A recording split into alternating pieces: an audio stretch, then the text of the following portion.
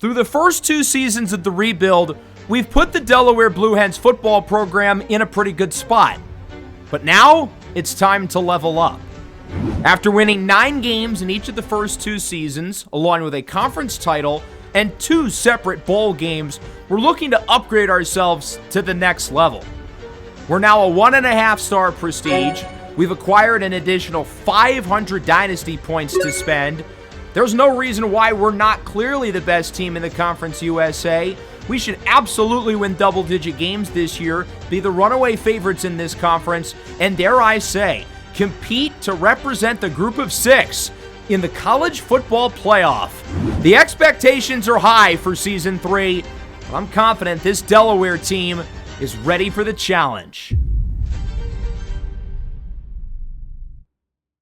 Welcome to season number 3 of the Delaware Blue Hens Dynasty here on EA College Football 27. We're coming off a very solid season 2, going 9-4, including finishing the season on a 6-game win streak, capped off by our 14-7 win at the Boca Raton Bowl against Arkansas State. Now, unfortunately, we got absolutely shafted in terms of making the conference championship game because it was a 3-way tie with New Mexico State and Middle Tennessee. 2 teams who we beat earlier in the year, so I'm not sure how we would not have gotten in with the tiebreaker. But to be fair, we also made it in Season 1 when we shouldn't have, so I guess now we're even. We have an extra 500 dynasty points to spend from the start of the series to now. We're already putting a lot of money into the roster, and we're going to have to make a lot of tough decisions. Guys like Brandon Raymond and Steele Pizzella are asking for nearly 300 NIL points each. We're not going to be able to keep everybody. Just like last year, we're going to have to make some tough decisions, let some key players go, and hopefully get some new ones in the portal. I thought Steele Pizzella had a really solid season for us, and he progressed a lot. He started the year as a 79, now he's an 84. That's very exciting, but also a little nerve-wracking. Because he progressed so much, his NIL price will be higher as a result. Byron Ellison and Jalen Bonds lead the backfield, and of course, Brandon Raymond had an exceptional season out wide for us, but if we were to lose him to the transfer portal or the NFL, it's unclear who the new number 1 would be. Defensively, we had our ups and downs, but during the second half of the year, the defense really locked in. Transfer additions like Josiah Taylor and Kenny Wolseley Jr. ended up being our best players on that side of the ball, and I would argue the decision to keep KT Say and give him a ton of our NIL points ended up backfiring because he wasn't even that good. So we know we have to be smart with how we manage our points because we obviously don't have that many. We're still a small program. We have 460 available dynasty points to spend through the rest of the roster, and we're going to need to save a lot for the transfer portal because that's how we're really going to build this team up, much like last season. We have 2 very key players at the top, with Steele Pizzella, our starting quarterback, and Brandon Raymond, our top receiver. If we were to theoretically give these 2 guys a lot of points and move their risk of leaving all the way down to bright yellow, meaning they're probably not going to leave, it would cost Pizzella 390, and for Raymond, it would be about 260. So those 2 guys combined add up to 650? That's well over a third of our points, probably about 40%. So I think we can only pick one, and of the 2, I think it makes more sense to choose Steele Pizzella. He's the starting quarterback. He's got an extra year of eligibility even after this upcoming season. I think he can be one of the top quarterbacks, honestly, in the entire country next year. It really stings losing Brandon Raymond because I've really enjoyed watching his development since the start of Season 1 to now, where he's an 88 overall. But the fact that he's developed this high leads me to believe that he might not even go in the portal. He might go to the NFL. He was genuinely that good for us this season. And as I look at our track of development at the wide receiver position, with first Sean Wilson last year and now Brandon Raymond this year, this is a position we've developed really well. I'd rather spend a little bit of points on each of Matthew McKinley Daniels, Nick Tyree, Ty Salazar, and one of our top freshmen in Justice Hammer, rather than give all of these points and then some to Brandon Raymond. This way, we can fill out our receiving room. We don't really have to get one in the portal, and we can maybe bank on one of those guys having a huge offseason. We're also going to let go of other key players on offense, including our starting running back. Byron Ellison Jr., I thought, played a little bit worse this past season, and he's taken a ton of hits. He is very battered and bruised. Noah Rosahawk, I like him a lot, but he's just too expensive. One of the key guys I do want to keep is running back Jalen Bonds, who I thought was better and more durable in the second half of the year than Ellison, and he's only going for about a third of the price. Otherwise, I tried to limit the amount we spent on depth players because some of these guys are probably going to come back anyway, and the other ones are guys who we can probably replace in the transfer portal if needed. As for the defense, I really didn't spend that much on defense. I do want to retain the cornerback room. Jamarian Caligbodi and DJ Kelly both missed quite a few games last year with injury, but those are two guys who I still really want to prioritize. Along with Trenton Gummer and Kenny Wosley, we're going to have the top 4 corners back. Guys like Dylan Mann, though, I'm willing to let go. We brought him back in the transfer portal after he originally left last year. He wasn't that good. I'm okay with leaving him. Outside of the cornerback room, our defense is going to look very different next year, especially in the front 7. We had a lot of upperclassmen play for us on the defensive line and in the linebacking room. I was banking on a guy like Taj Powell sticking around for another couple years. We got him as an under-the-radar player last year in the portal, and he played really well. The problem with that is because he played really well, his NIL price goes up as a result, and we just can't really afford him. I've kept the players leaving sliders the same, so the max amount of transfers per team is still at 20. Once I figure out a good slider set, which I'm currently working on pretty actively and probably will have set by the time we get to season 4, I'm hoping to have that number back at 30. So Brandon Raymond is in fact declaring for the NFL draft. Very exciting. Steele Pizzella, meanwhile, is not here, so that means he is officially back as our starting quarterback for Season 3. There are a lot of players here who apparently want to leave our program and transfer, including guys who we gave NIL to, like Jamarian Caligbodi, Nick Tyree, amongst others. We can persuade 4 players to stick around, and we've got 5 guys who we can attempt to convince. So we'll start with the obvious one, Jamarian Caligbodi. Luckily, his persuasion chance is super high. He's sticking around. That's a big one. Our top corner over the last 2 years is back. Now I'm having a little bit more trouble. I think we're going to try Jared Porter. He says yes. He might be our second running back next year behind Jalen Bonds unless we get an upgrade in the portal. Heiko Malone is a tricky one because I think he's good and he does have an extremely high persuasion chance, but I'd rather keep Jeremy Hurd, who says yes. I'd rather keep Nick Tyree, who says no. I was really expecting to keep Tyree. I was kind of banking on that, but the other receivers for the most part are coming back. We're probably going to need to get one more in the transfer portal. We are officially losing Byron Ellison, Dylan Mann, Noah Rosahawk, Calvin Thomas, and many others to the transfer portal. So as expected, we're going to have to rebuild this roster a little bit. Taj Powell's in there, and we have a lot of seniors leaving. KT Say will also be joining Brandon Raymond in the NFL. Very exciting. Jalen Bell had 5 interceptions this year. Eli McGee was our starting kicker. DeMarcus Riddick was a really good addition out of the portal. Josiah Taylor, I thought, was our best defensive player this year. And Daniel Hughes' hair has been fixed. Good for him. So unfortunately, our seniors and our transfer players are officially gone. We do now have 2 new players in the NFL, which is pretty exciting. And we have a lot of flexibility this year because we only have 1 commitment. 3-star quarterback Eric Dickens is a guy I'm excited about, and I do think he could be potentially the starter after Pizzella. Sucks that he only has normal development, though. But since he's our only commitment right now, we're going to have a lot of flexibility. We only have 12 players total on the board. This is very similar to our strategy last year, where we put all of our focus on the transfer portal. Now, there are some good 5-star players in here. We recognize that these are not the caliber of players we're looking at, unfortunately. The 4 stars, we're still not going to be looking at them either. Much like last year, our focus will be on the 3-star players. And the goal of the portal is to try to fill out all of our remaining needs, which is a lot. We need to completely rebuild the offensive line, the defensive line, and the linebacking core. Those are the 3 spots I'm looking at the most. I would definitely like to add another safety. I think adding a running back would probably make sense. And then maybe one more pass catcher, whether it's at wide receiver or tight end. As I go into the Manage Blueprint screen, it says we only have 250 to spend. But when I go into the recruiting screen, it says we have 410. So we're going to offer multiple players at these positions. We're going to add 3 running backs, really only expecting to get 1. I'm going to go after multiple receivers, including R.J. Mosley from Cal. If you watch the Noah Halliday Road to Glory series, you certainly know R.J. Mosley. He's our number 1 receiver, and he is an absolute beast. I would love to get him on this team. We actually tried to get Mosley in the portal last year before I even knew how good he was. in the Road to Glory series. So we're going to look at him. Tyron Parker at about 750 yards last year at Kansas.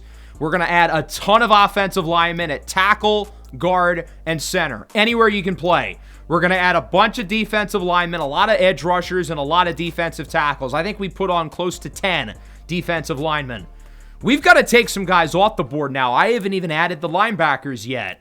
So we're going to take some guys off. We're going to put some linebackers on. And now we have filled our board with 35 players, 25 of whom are transfers. Now, I recognize we're not going to get all 25. If we get, I don't know, say half, I would consider that a win. So I'm going to offer all of these guys scholarships because I picked cheap enough players to where we can afford them. We still have 85 dynasty points left over after offering all of the transfers. At some point, I'm going to offer these freshmen because we can't forget about them. But right now, my priority is on the transfer players. Make sure we get as many points into them as possible. If I don't think we're going to get some of these freshmen, I have to cut our losses immediately. With a guy like Levi Verrier, it's tough because we had the lead, but if Kansas State goes after him, it's over because I'm not going to give him a scholarship because we don't have enough points. This is how I'm going to use mine for stage 1. Most of these guys I'm going to give 10 to, other than the important players. We only had a few guys lock us out. Honestly, that was less than I expected. But we lose out on one of the running backs, an offensive lineman, a defensive lineman, and a linebacker. Luckily, we're going after a bunch of players at each position, so it's not that big of a deal. Now, unfortunately, Kansas State's going all in on Verrier. They've offered him a scholarship and a visit, so we've got to cut our losses now and unfortunately move on. It sucks because he's a good prospect, but we don't have 135 dynasty points to spend. Of the remaining 105 we do have, I'd rather use them on transfers. Now, the good news is a lot of these transfers don't have much interest. Oliver Lundberg-Coleman ran for 1,200 yards last year at Buffalo. We're the only scholarship. Caleb Wynn's actually getting more interest than him. RJ Mosley, our top receiving option. He has a scholarship from Fresno State. I think we can beat them if we put a ton of points into him. We've still got 100 points left over. And for the most part, a lot of these guys don't really have scholarships from other programs. So I'm going to fill out the board with a few more players, a couple offensive linemen, a linebacker. I also wanted to add a safety or two as well. And now this is where we're at for points in week 2. We're going to offer a lot of points to the guys who have scholarships from other programs, but otherwise I'm just going to keep doing only a few. Wisconsin's very interested in freshman corner Nick Anthrop, so now I feel like I've kind of got to put a lot into him now that there's some real competition. With that, we'll simulate through week 2. We still only have one player committed to the program, but I'm not worried. The strategy worked last year. It'll work again. So a few guys have narrowed their lists down. We're not in first for any of them, but we're in the mix for all of them, and we're going to have them each visit over the next couple of weeks. Running back Caleb Wynn, guard Luke Collins, and defensive tackles Truth Holmes and Jonathan Davis. We are in second for 3 of them, and we're in third for the other. Wisconsin has taken their scholarship off of Anthrop, so I can take my points off of him. I guess we scared them away. We've got plenty of points to offer these guys visits now, so I think that's what we're going to do. A couple of the recruiting battles for a few of the other prospects are getting a little bit more competitive, but for a lot of these guys, we're still the only scholarship, which is exciting. As long as we give them the scholarship and are in first place, we will get them by the end. So let's start scheduling some visits. We're going to get Luke Collins to come in. We're going to get Caleb Wynn to come in. Wynn wants playing time. I think we can probably provide him that. Collins has an A- proximity to home. Truth Holmes is going to come week 3. His deal breakers are not as good. And then Jonathan Davis, I don't want the competitive visit, so he'll come in week 4. He's got an A+ in there. So we'll be the last team to get to talk to him, and he really likes our deal breaker. A lot of these guys still don't have much interest elsewhere. Oliver Lundberg-Coleman is our best player on the board. He has no other scholarships. Fresno State took theirs off of RJ Mosley. They don't want to compete with us. Those 2 guys are top 200 players in the portal, and we're the only ones who have any interest in them at the moment. So I actually think we're going to get more of these guys than I expected, which is really exciting to think about. This roster could end up being pretty good. It's still a little scary that we're going into the last week with only 1 commitment, but I think we've put ourselves in a good spot. Jonathan Davis, one of the defensive tackles who we had scheduled for a visit. We've actually passed Tulane and have moved into first, and he's the guy who's visiting this week with the A+ deal breaker. So I think we've got him pretty much in the bag. Nick Anthrop, we're in first. Truth Holmes visited last week, but Wyoming still has a huge lead, so we're not going to get Truth. To be completely honest and tell the truth here, his battle is over, pun intended. So there's no reason to keep him on the board and give him 50 recruiting hours. We have a bunch of defensive tackles, 4 already on the board anyway. The fact that we had the lead, though, for Davis, I think is a big deal. As for Luke Collins and Caleb Wynn, we're in second for those guys still, but it's really close. We might as well keep putting points into them because we've already made it this far. We still have one more spot left on the board. I'm going to look at another running back in Jaden Wright. He's a short yardage guy, more of a power back, which we don't really have on our roster or on the recruiting board with either Coleman or Wynn. So otherwise, this is how we're going to use our points for the last week. We're in first place for a lot of these guys. Evan Wilkins is kind of competitive with Arizona. I think we're going to get him. Running back Caleb Wynn and guard Luke Collins are the two I'm not overly confident in because they both visited last week and we're still in second, but I still think we have a chance with them. Defensive tackle Jonathan Davis, I think we should be able to land him. And then otherwise, there's not really any other competitive battles. We should be able to land the rest of that group. I ended up offering all of the freshman scholarships. Unfortunately, we didn't have 5 points left over for Alex Duggan, so I had to give him 0 NIL. But otherwise, I used all of my points. We were able to make the math match up practically perfectly. I do have to give 50 points, though, to wide receiver Cameron Villan because now Temple's going hard after him. Otherwise, though, we don't really have to put a lot of hours into these freshmen. But that's how I'm going to use our points for the final week of recruiting. We only have 1 commitment so far. So we're taking a big leap of faith right here, but I think we're going to get most of the players who we went after. Moment of truth. Let's get this started.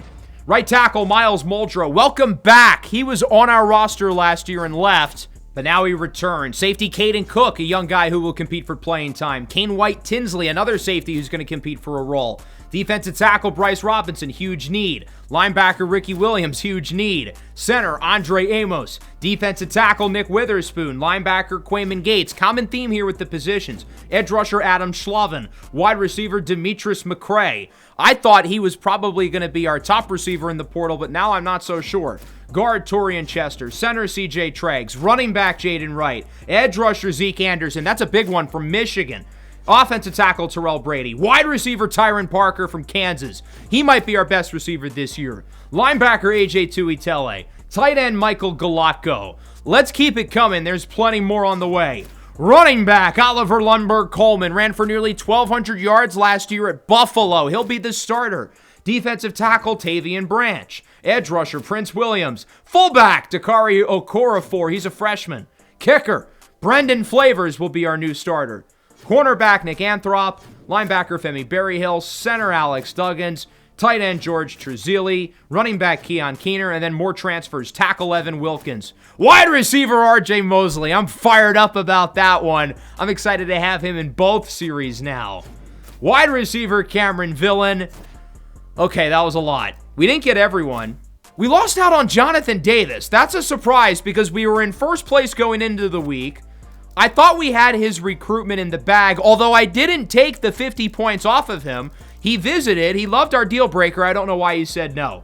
We also lost out on the guard Collins and the running back Wynn, but we got other players at those positions, so it's really not that big of a deal. We end up with 32 new players. We went into the final week of recruiting with 1. Now we've added 31 new players, including a loaded transfer class. I did not think it was going to end up being this good, but this roster is going to be crazy this year. Our final recruiting class ranking is 42, and we only used 410 NIL points. Let's compare to the other teams in our range. Most of them used like 4 times the amount of NIL that we did. Work smarter, not harder, kids.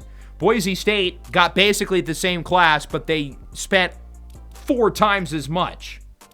Our high school class ranking will come in at number 90, second in the conference, but our transfer portal ranking, number 1 in the entire country. Now, that number is probably a little bit misleading because we got by far the most amount of transfer players in the country. Old Dominion had the second most. A lot of the big programs, they don't really use the portal. But still, this is a crazy class for us, a crazy group of transfers.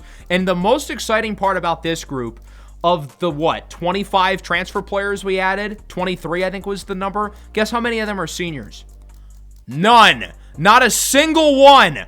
All of these transfer players have at least 2 years of eligibility left. Every single one. Unfortunately, most of our new players have normal development, a couple of impacts. We did end up with 1 star development, and that being offensive tackle Terrell Brady, who has, I believe, 3 more years left of eligibility. So now I've really got my eye on him as a guy who could be a very intriguing developmental piece for us, or maybe start right away. We do now have a hole at left tackle with Noah Rosahawk leading in the portal. I feel really, really good about this recruiting haul. I could not have expected it to be this good in my wildest dreams. We're out of dynasty points, but look, that's fine. I wasn't planning on saving any going into the year. We only have 3 seniors on the entire roster. That's it, given that our transfer portal class is all underclassmen. Now, that doesn't mean we're going to have the same group for 2 years, because as these guys develop, their prices will go up. But it is exciting knowing that our team is super talented, but also simultaneously super young and super balanced at the same time. Steele Pizzella is the only player making over 100 NIL points. Our freshman ratings are now here. Dickens is only a 66. That's lower than I expected. But the kicker, Brendan Flavors, is an 84. I think our roster has, no joke, like 25 offensive linemen. So we're going to switch some positions around, try to make things a little bit more balanced across the board. We ended up with so many offensive linemen in the portal. We have like 4 guys at each position, except for center where we have 8. We obviously don't need 8 centers. So I'm going to kick a lot of these guys over to guard.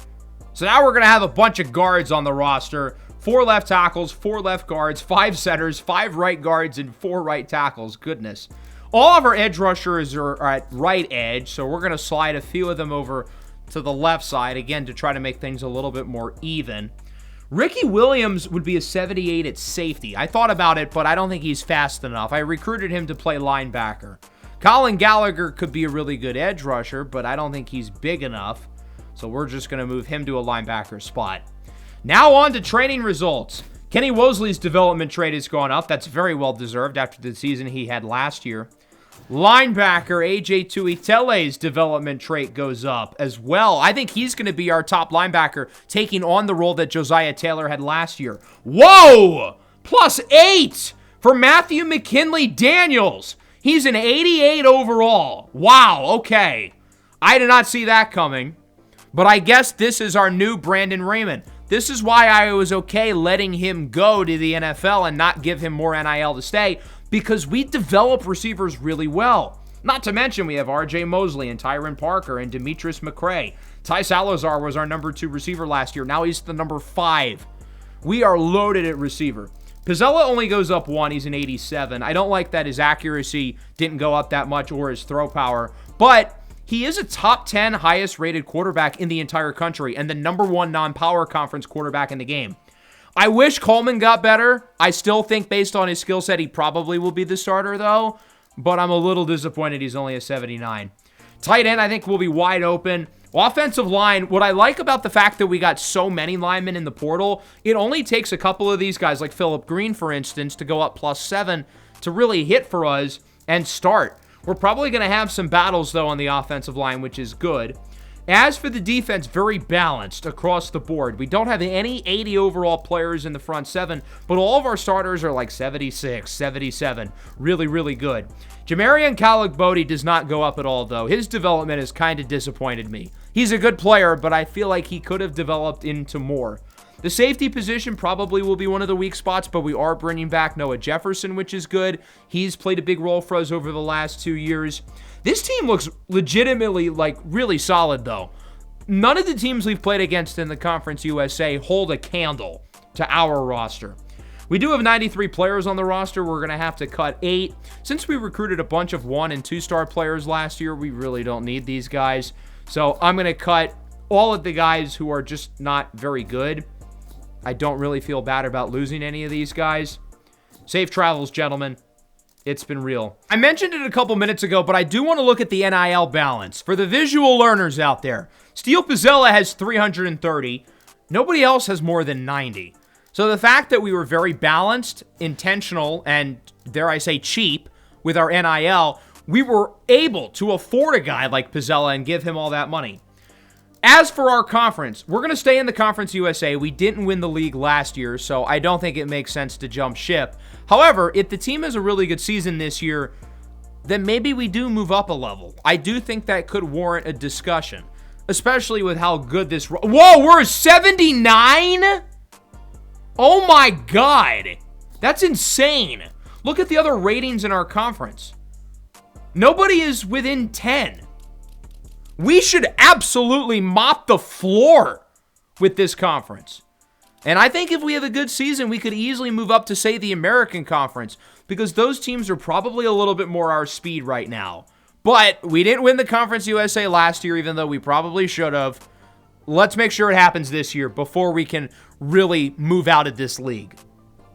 We're going to start the year with James Madison, looking to get revenge on our rivals after they beat us last year. We've got Maryland on the schedule in week 2.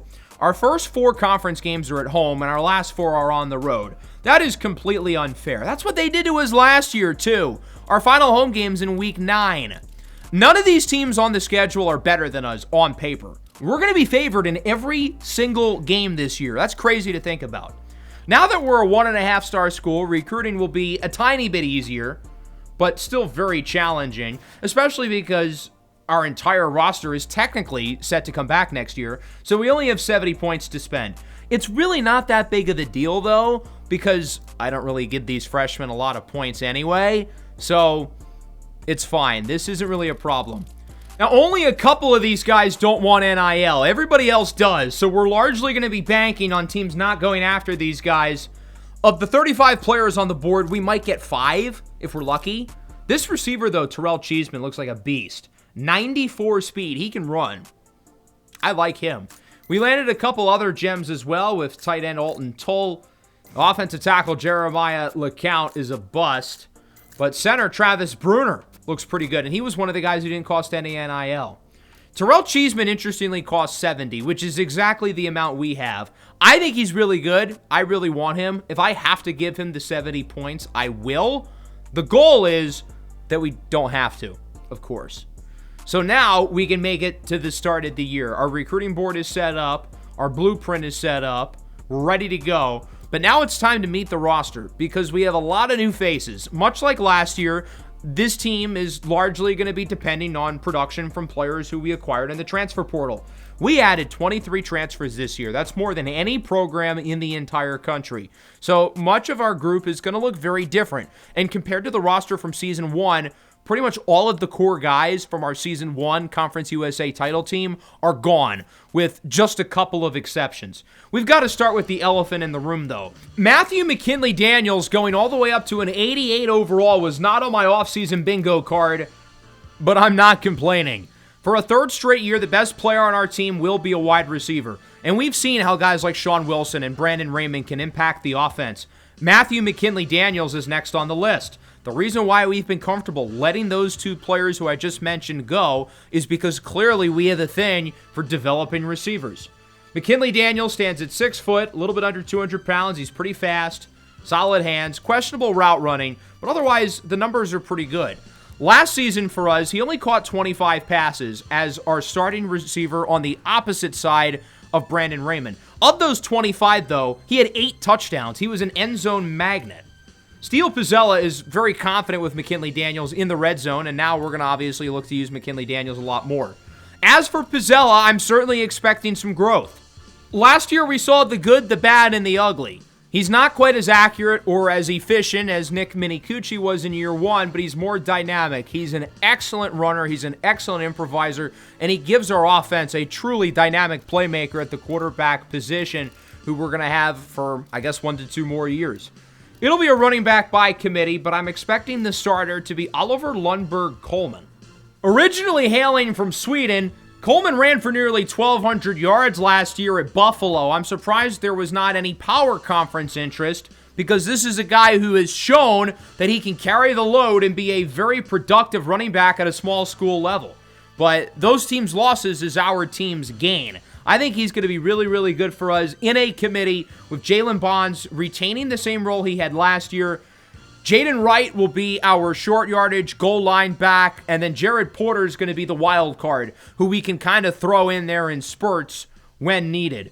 Coleman will be the starter, Bonds will be the number 2, and then Wright, I would say, is our main specialist. The receiving room outside of Matthew McKinley Daniels is really exciting. I did not expect to land all of the guys we went after in the portal, but to get R.J. Mosley, knowing how good he is in the Noah Holiday Road to Glory series, boy, am I excited to have him here. He's a broken tackle machine. He's super physical at the catch point. He's a great route runner. He's a great separator. There's nothing he cannot do. He is dominant. Tyron Parker is probably the most accomplished player of this group. He had 750 yards last year in the Big 12 at Kansas. Demetrius McCray, Ty Salazar, both of those guys are really solid. Salazar was our second best receiver last year. Now, in terms of rating, he's the wide receiver 5. Justice Hammer was our top recruit a couple years ago. I thought he was in line for a bigger role. Maybe he's going to have to wait a year or two. Jackson Bowman will probably be the starting tight end, but we're going to see some Michael Galatko as well. And then the offensive line, very balanced. Everybody is at least a 74 overall. We don't really have a weak link, even though there isn't necessarily a star like we had with Noah Rosahawk last year. As for the defense, we have an entirely new group on the defensive line and the linebacking room. The constant for us will be in the back end. Our top 4 corners from last year all return. Kenny Wosley was a human highlight reel around the backfield. Jamarion Callick-Bodie and DJ Kelly both missed time last year, but are both really, really good players. Callick-Bodie becoming one of the longer tenured Blue Hens. The cornerback room might have to hold down the fort a little bit because most of our other defensive starters are new players. 2 of those defensive linemen are coming from the portal. 2 of those linebackers come from the portal. A lot of our safeties are going to start from the portal. And that doesn't even account for some of the other guys who weren't even shown on screen, like Zeke Anderson from Michigan. Adam Schloven's probably going to play quite a bit. Those guys are both new. So many of our defensive players were not on the team last year, so there probably will be an adjustment period. Much like last year, our defense started slow, and then they really caught fire down the stretch. So I wouldn't be surprised to see something similar, although I think it's unfair to ask these guys to only allow 10 points a game over the last 5 weeks. As for our team captains, we're rocking with Steele Pizzella, Jalen Bonds. I want to reward the guys who have stuck around. Matthew McKinley-Daniels, Jamarion Callick-Bodie, Kenny Wosley, and then we do have one new player grabbing a captain spot. That's AJ Tuitele, given that he is the Mike linebacker holding the green dot responsibility on defense. So now that we know what the team looks like, it's time to see these guys in action. And we've got a banger of a game to start with James Madison. The expectations are high for head coach Kieran Riddle going into year 3. We've won 9 games in each of the first 2 years, but according to our athletic director, he expects us to be ranked in the top 25 at some point this year.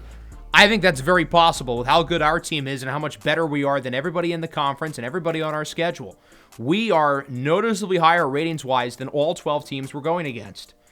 Of course, with recruiting, we're not going to spend that much time with it, especially early, because we're not going to get 90% of these guys. I'm going to offer pretty much everybody like 10 points, except for the wide receiver Cheeseman, because I think he's really good, and I really want to try to prioritize getting him. And as I mentioned with Cheeseman, if I have to offer him a scholarship, I am willing to do it. Doesn't look like we're going to get that gem tight end, Alton Tull, because Florida is interested, as is Georgia Tech. So, yeah, that seems like we never really stood a shot. No interest yet for Cheeseman, though, which is a good sign. So we've got James Madison in week 1. We lost to these guys last year in a fairly competitive game. It was ugly, though. We turned the ball over a lot. We had a lot of self-inflicted mistakes. We cannot let that happen again. Interestingly, they play Western Michigan next week, who we play in a couple of weeks after that. JMU, like us, is a 1.5 star, but they're only a 67 overall. They do have a good group of skill position players, 2 very good receivers and 2 very good running backs, and they have a really experienced quarterback in Danny O'Neal, who beats out Trey Petty for the starting job. O'Neal has started in over 25 collegiate games, most notably with San Diego State and San Jose State, also spent some time at Wisconsin. So he's bounced around. He's been around the block. He's seen multiple different playbooks, and I think because of that, he'll be able to adjust as a new starter at JMU. We do have some consistency at the quarterback position. We are bringing back our starter last year in Steele Pizzella, which I think is very helpful given that, well, we have a lot of new players on both sides of the ball. Multiple new starting offensive linemen, a new starting running back, 2 new receivers, a very new-looking defense. The fact that we have our quarterback back from last year is hopefully going to give this team a little bit of steadiness as we certainly deal with some challenges early in the year. In both seasons 1 and 2, Delaware started the year slow. Year 1, we started 2-4. Then we went 7-1 the rest of the way. Last year, we started 3-4. Then we won our last 6. Should be a fun one as we start with James Madison, one of our two rivals who beat us a year ago. These teams with a lot of history dating back to their time in the Colonial Athletic Association in the FCS. There's Matthew McKinley Daniels, his first catch of the year, and it's a big one. Past the 20-yard line, 42 yards for the Delaware offense. That's how you get this game started. Pizzella has McKinley Daniels again with a spin move. Breaks a tackle. He's into the end zone for a touchdown. Matthew McKinley Daniels is an 88 overall. Not a bad first impression. Remember, he knows how to score touchdowns. He had 8 for us last year. Danny O'Neal on 3rd down and 7. Hoists it up down the field, and it's broken away. Jamarian Calick-Bodie was the one who got a hand on it, so that'll force a punt. Delaware gets it back. Good start for the Hens, although we do have the 3rd and 15. Pizzella looks to throw it, scrambles around, has room to the left side. Look at all that space. Can he get the first? Not quite. Great tackle by JMU. We're not going to do anything stupid. We're going to punt the ball. We have a new punter, redshirt freshman Jimmy Metz, as his inaugural punt will be returned by Aaron Butler, who has room to the left side. Juke move. Has a block! Aaron Butler! 82 yards to the house for a touchdown. And James Madison, the Dukes, tie it at 7. How about that for a first career punt? Not really how we drew it up. So JMU ties the game. Hey, weren't we just on offense? Oh, yeah, we were. Play action. Pizzella up the middle into traffic. It's caught. Nice grab. That's Tyron Parker, the former Kansas Jayhawk, Rock Chalk. 2nd and 11 into the second. Wide open is McKinley Daniels. He's got plenty of room. Past the 15, nearing the 10. He definitely looks as advertised. RPO picked off! Josh Roberts snags it away. Pizzella chasing after at the 50, 45, 40, 35 wrapped up, nearing the 30. Josh Roberts snags the interception. We didn't see him near the receiver. It's an interception return of 55 yards. We had it in the red zone, but we give it away to James Madison, who's got a chance to take the lead. The last time they had the ball, they were down 7-0. Now they have a special teams touchdown and a crazy interception. Good run up the middle to get them near the end zone, and they do score. Matt Fuller, the redshirt senior, puts the Dukes on top 14-7. We've got to find a way to respond. We've had a couple really big mistakes early in this game. Pizzella dances around the pocket, runs into his own blocker, and is sacked by Andrew Sutherland. We would make up the yardage, though, and then some on 2nd down, and now it's a 3rd and 2. Pizzella looks to throw it. Pizzella has a very clean pocket, flushes, on the run, looking down the field, it's caught! Oliver Lundberg Coleman is gone! Tie game! Quick response by Delaware. 67 yards for Coleman, the native of Sweden. And it's 14 apiece at the 2-minute timeout in the first half. That's one way to respond. Heck of a job by Pizzella to make that play out of structure, and heck of a job by the offensive line, giving him time to do so. They're down in 12. We're going to start using our timeouts. I see no reason why the defense can't make a play here, as it's Turner who gets nothing. A.J. Tuitele brings him down. We'll use our 2nd timeout, and we'll get the ball back with a chance to take the lead before half. 2nd and 10, 55 seconds. Pizzella up the middle. That one is caught. It's R.J. Mosley who gets a nice gain. Mosley, of course, we know from Arizona, but we got him in the portal this year from Cal. Pizzella hoists it up, and it's caught. Tyron Parker inside the 10. Pizzella with nearly 250 yards already in just the first half. 1st and goal, 30 seconds left. Pizzella, end zone, touchdown! It's R.J. Mosley with the score. Pizzella with 3 all-purpose touchdowns in the first half, and Delaware takes the lead going into the break, 21-14. I don't know how to feel about this game because on one hand, the score doesn't do it justice. We're dominating. We've outgained them, get ready for this, 281-44. So if that continues, we should cakewalk through the second half. But the other way to think about it is JMU's playing this bad and they've got it within 7. Given that they start with the ball, you never know, this could get interesting. Sure enough, within a minute of the 3rd quarter, Matt Fuller, 73 yards, tie game. JMU more than doubles their offensive yardage total, and I'm starting to notice a problem with this Delaware team.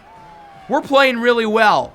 But there are just a few plays where we completely have a mental lapse. And we're tied at 21. Pizzella on second down, looking for Parker. Does a really good job of coming back to the ball. A little scramble drill action there. Following play, Pizzella under pressure, and he gets rocked. He's got to be careful with the hits. That was a problem for him last year, and he got really dinged up by the end of the year. 3rd and 20. Pizzella is going to look to run with it. Juke move, slides down. That's a good play because he keeps us in field goal range. It's a 51-yarder for Brendan Flavors. He's got a boot. His kick is good. And Delaware is back ahead, 24-21. Good kick by the freshman to start his collegiate career. James Madison gets it back. We've got to avoid the big plays. Offense, defense, and special teams. O'Neal lobs it up. It is caught. DJ Kelly gets mossed on the play by Aaron Butler for 41. O'Neal on the read option now into the end zone for a touchdown. He looks like he wants to keep on running. Look at those wheels go. It's like he's on the treadmill. 28-24. Delaware trails. Pizzella on the run. Picked off. Camden Jennings was able to keep a foot in bounds. And James Madison's firmly got us on upset alert. I don't know what's going on with the camera here. It's 3rd and 12. It's a pitch to the outside for Fuller. Has a couple blocks. Fuller, first down. Takes a big hit late. But we go into the fourth quarter losing 28-24. That one is caught. Past the 20. Broken tackles all the way to the 1. Ethan Gorella gains 40. And JMU can make it a 2-score lead. O'Neal, second rushing touchdown. James Madison's up by multiple scores. We've got to stop messing around or else we might actually lose this game. Pizzella on first down, hit as he throws, and it's intercepted! Von Tagaloa Lee with the pick. There's a flag, but it's a holding on the offense. So James Madison's going to decline and get the ball practically in the red zone, up by 11. What happened? This game is completely fallen away from us. First down for Trace Burney. They've got it near the goal line. Here is O'Neal looking for maybe a third rushing touchdown. He doesn't get it. He's brought down from behind. That means they're going to have to settle for a field goal. Nick Masafilo with 5.5 minutes to go from the right hash and about 26 yards away. His kick is up, and it is good. So we trail by 14 points. We need a touchdown, a stop, and another touchdown, or else we might actually lose this game. That's really bad if we don't hang on. Pizzella on the run. At least it's not intercepted that time. He's been picked off 3 times in this game. Should have been picked. 3rd and 7. McKinley Daniels is close, but he doesn't get it. We've got to go no huddle. 4th and inches. Play fake. Pizzella on the run. He's got room, and he will scramble for the first down, running it a little bit past the 40. But we've got to keep it moving. There's got to be a sense of urgency. 2nd and 4. Pizzella runs. First down. Look at him go. He's got speed for days. Past the 35. Good run for the Hens. Following play. It's a fake for Coleman. Pizzella scrambles to the right side, looking deep down the field. He misfires, incomplete. And now Pizzella gets the worst of that one. So E.J. Archfield Jr. is in, the backup quarterback, as he's got the tight end Jackson Bowman for a first down. They're going to give it to him. Pizzella bruised his ribs. I think with where we are in this game, we've got to have him back out there. 3:35, Pizzella, good throw. Matthew McKinley Daniels gets it inside the 10. Well over 100 yards today for McKinley Daniels. 3rd and goal, 3 minutes to go. Pizzella tries to escape through the back door, but he doesn't get it. Now it's a 4th and goal. Obviously, we've got to go for it. Oliver Lundberg Coleman, the running back in the backfield, he gets it, and he is well short. We're actually going to lose this game. I don't believe that. Matt Fuller, first down, and JMU is firmly in the driver's seat. For a team like Delaware who plays in a really bad conference, such as the Conference USA, if we want to make the playoff as the Group of 5 representative, I felt like we needed to probably win out. The most amount of losses we can get is 1. Well, now our margin of error is officially 0. I think if we actually want to make a run at this thing, we've got to win out. I mean, this was a pathetic loss because we were the better team, especially in the first half. But we lose to our rivals because we kept shooting ourselves in the foot, then we shot ourselves in the neck, then we shot ourselves in the head. Can't do that. Too many big plays allowed on offense, defense, and special teams. We were better than them on a play-by-play, snap-by-snap basis. Steele Pizzella, other than the interceptions, was a rock star. The problem is you can't really expect to throw 3 interceptions and win the game. We couldn't really run it. Coleman was really quiet. Through the air, McKinley Daniels looked good. 128 yards and a touchdown on 6 catches. Mosley and Parker both looked good too. Defensively, I'm pretty disappointed.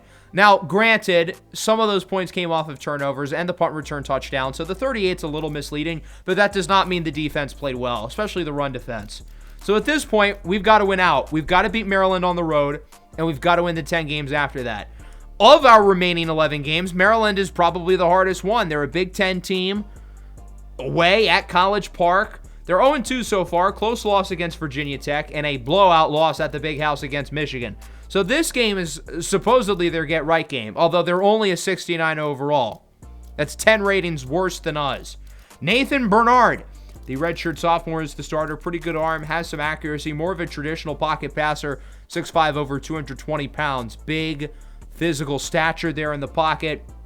Well, we know what we've got to do. We've got to win this game. We have no choice. If we want to actually make a run at the playoff, which obviously is unlikely to begin with, but if we want to keep this little pipe dream alive, we have to win every single one of our remaining games. Because even if we're 11-2, say we win out, win the conference, we're not going to get picked over someone from the American or somebody from the Pac-12 like Boise State. Hell, even with the one loss might be a reach, but that's where we're at. We've got to deal with it. As Jalen Bonds catches it up the middle, and we've got it in the red zone with a chance to strike early. Got to find a way to set the tone. Play action. Pizzella under pressure, and he cannot escape. Carlton Smith brings him down, and it's 3rd and 20. Play action. Here's Pizzella, sacked from behind again. Couple of guys bring him down, including defensive tackle Christopher Climbs, who we went after in the portal last year. 42-yarder for Flavors is good. He's off to a nice start in his Delaware career as the Hens lead at 3-0. Final play of the first. Here's Nathan Bernard with it on 3rd and 7 for Maryland under a ton of pressure, and he gets sacked. A nice end of the first quarter for the Delaware defense as he's ultimately wrapped up on the play by Tavian Branch and A.J. Tuitele, but Maryland gets one right back. It's Christopher Climbs, who climbs through the offensive line into the backfield. That was very corny. 3rd and 4, broken away. Nobody was open. Tried to get it to Mosley, and the Terps get it back, still trailing 3-0. As it's a short throw. Boink! Caught! How did that work? I mean, he was open. He never should have not had it to begin with, but Jermaine Hayes gets the first down nonetheless. 3rd and 13 now. Bernard, clean pocket. Hoists it up, down the field, and it's incomplete in double coverage. Jamarian Calabodia amongst the defenders there. 2nd and 15. That one is tipped. That was actually a fumble, but luckily we had one of our offensive linemen pick it up, and it's 3rd down and 19 for the Blue Hens. Pizzella looks to throw it down the middle. He had his man open. McKinley Daniels had room to make the catch. It wasn't a very good throw. Long field goal. 58 for Flavors, and he got it. A 6-0 lead. This new kicker, he can kick. He's got a boot. I mean, I guess it's no secret. He is the 2nd highest rated player on the roster. Here's Maryland. Bernard has all day to throw it. Somebody get to him. Hoisted up, down the field, and it's caught at the 35-yard line by Jermaine Hayes. Can't even blame the secondary. They were given 10 seconds. That was horrible pass rush. 3rd and 10, Bernard misfires, not even close. So the defense gets the stop, and Maryland's going to have to kick a field goal. Sean O'Hare to kick for the Terps. It is up and good from 40, and it's 6-3, a real offensive shootout in the first half here in College Park, Maryland. 20 seconds left in the first half. Pizzella on the run. McKinley Daniels gets it near the 40. We've got a good chance to score before the end of the half, but we've got to be smart. 2nd and 10. Pizzella on the run. His pass is tipped and really should have been intercepted. We are not going to go for the field goal here. I think it's too long. Instead, we're going to run the ball.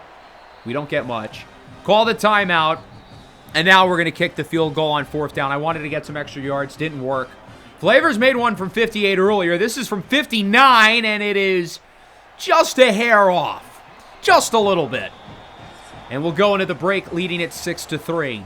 Delaware has not beaten a power conference opponent yet in this series. In this game, well, it looks like the defense wants to. They're playing a lot better than they did last week. The offense, not so much. Maryland starts with it in the 3rd with an early 3rd down. As that one is broken away. Good coverage in the secondary by DJ Kelly. That'll force a punt. We'll get it back on offense. Pizzella rolls to the right side. He's got McKinley Daniels with a juke move, another juke move, and a first down for the Hens. As we look to push it down the field, we still have, actually neither team has gotten a touchdown in this game. Pizzella scrambles to the left side now. Looking down the field, it is broken away on third down. Tries to get it to Mosley. In the Noah Halliday Road to Glory series, he would have caught that. Into the fourth, no score change. Bernard on the option, has blocks, has room, gets another block, cuts to the outside, and he's gone. 42-yard touchdown for Maryland. He's doing the gritty in the end zone. The Terps take their first lead of the game as it's 10-6. The first touchdown on either side. Here's Coleman now. Cuts it to the outside. It's his turn. Oliver Lundberg Coleman from 67 yards out for a touchdown. And Delaware does not take long. We're right back ahead with a touchdown of their own. UD is loving what he's seeing. And that'll make it 13-10. A huge run by the transfer from Buffalo. Quiet debut, but he's looked a lot better today. So Maryland now has it back. Bernard sacked early on the drive. Third of the game for the defense. That's DeMarco Daniels, his second. And it's 3rd and 10. They'd get the yardage back from the sack. Bernard's pass is caught. Big first down for Maryland. This time it's hauled in by Tevin Boger, the redshirt freshman, his first catch of the game. Up the middle, another nice catch. Jermaine Hayes has done all the heavy lifting at receiver today. Makes the play for Maryland, and it's 3rd down and about 11. Bernard looks to throw it. Bernard, clean pocket. That one is broken away. Good coverage by Noah Jefferson, and they're going to look to kick the field goal. O'Hare to tie the game. This is a pretty long one. I think you're looking at a 51-52-yarder, and it's blocked! Kenny Woolsey Jr. gets a hand on it, and Delaware will hold on to the lead. He had a block kick or two last year. Gets one this season to keep us ahead 13-10. Here's Coleman with the big touchdown on the last drive. We're certainly going to be leaning on him the rest of the way. Only 9 carries, but he's got 131 yards. On 3rd down, Pizzella's on the run, hoists it down the field, and it's caught. First down. I think he stayed in bounds, although it's not a big deal because of an injury anyway. But a good play there for Delaware on 3rd down. That was Mosley. And now here is Ty Salazar into the end zone for a touchdown. Is he okay? Oh, no, he's just doing the stanky leg. Okay. So the offense has finally decided to show up in the 4th quarter with 2 touchdowns, and now we're up by 10. We're in a good spot to hopefully take this game. Defense looking for one more stop. That one's caught by Jermaine Hayes. Defender completely misses, and Hayes is gone. Well, that's exactly what Maryland needed to do. A quick drive, only one play. Hayes from 71 yards out. He's got 168 on the game. They've got to get the onside kick, though, and they do not. It's recovered by Tyron Parker, and Delaware wins their first game of the year. 20-17 on the road, beating a Big Ten opponent. Now, I get that Maryland is not that good. They're one of the worst teams in their conference, but it's still a power conference road victory for a Conference USA school like us. That's still, progress, because it's never something that we've done.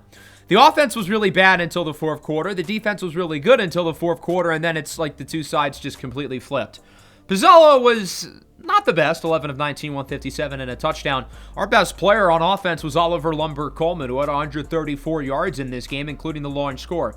McKinley Daniels leads the way through the air. The defense was really good in this game, though, at least for 3 quarters.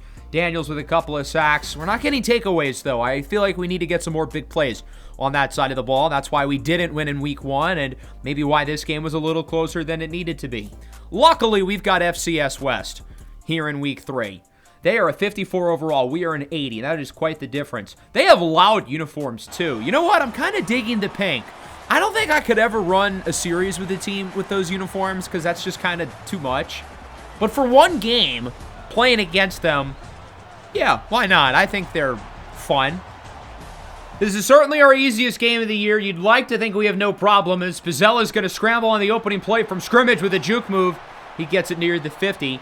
This is the FCS equivalent of Morgan State. Now, I know Morgan State's not in the western part of the country, but we've already played a couple of the other FCS teams, so I wanted to see someone different. Pizzella flushes out to the right side, hoists it up, on the run, it's caught! R.J. Mosley out of bounds near the 40. Now we look to punch it in. It is a 2nd and goal. Play action for Coleman. Pizzella scrambles under pressure, and he's sacked. Craig Walden Third and goal, backed up at the 11. Pizzella stays in the pocket, now looks to run. He's got plenty of room, and Steele Pizzella is into the end zone for a touchdown. And Delaware strikes first. We march down the field. We get the score at 7-0. Third and 10 for FCS West. What are they, the Frogs? The Pink Toads? I don't know. Good scramble here by the quarterback. Gets the first down, hit hard by Calabote, but not before converting. And you know what? Their offense actually looks kind of good on this opening drive. Third down, though, big sack for the defense. Cole Carmichael brings him down, the redshirt sophomore, and they're going to kick. This is a pretty long field goal, a good 54 yards out, and it is no good. It had the distance, but it's wide to the left, and it remains 7-0 into the second quarter. First play of the quarter. Pizzella has Parker. Tyron Parker, he is into the end zone for a score. And the Blue Hens add to the lead as it's 14-0. Tyron Parker adds to the score for Delaware with a huge reception. That one officially is a 34-yard score. We'll see if FCS West can respond. Third and 12. Quarterback with no name will throw it away. So the defense gets to stop. A lot better than the last drive where we actually allowed a couple first downs. Third and 8. Pizzella, he's got Mosley. Breaks the tackle, and nobody's in front of him. Sayonara. 37-yard touchdown for R.J. Mosley. And Delaware, as we had hoped and kind of expected, is turning this game into a rout. 21-0. They're down in 3. Hoisted up down the field. Receivers open, and he makes the catch. Bad coverage there by Delaware. And look at FCS West. They are in striking distance to score. Second and 10. That ball's out. It does get picked up by the offense, though. Jeremy Hurd with the strip sack. Then it's third and 17. Can FCS West respond off of the near turnover? They've got an open receiver with a spin move, and he's able to walk backwards into the first down. That was like the last 5 yards he was facing the other way.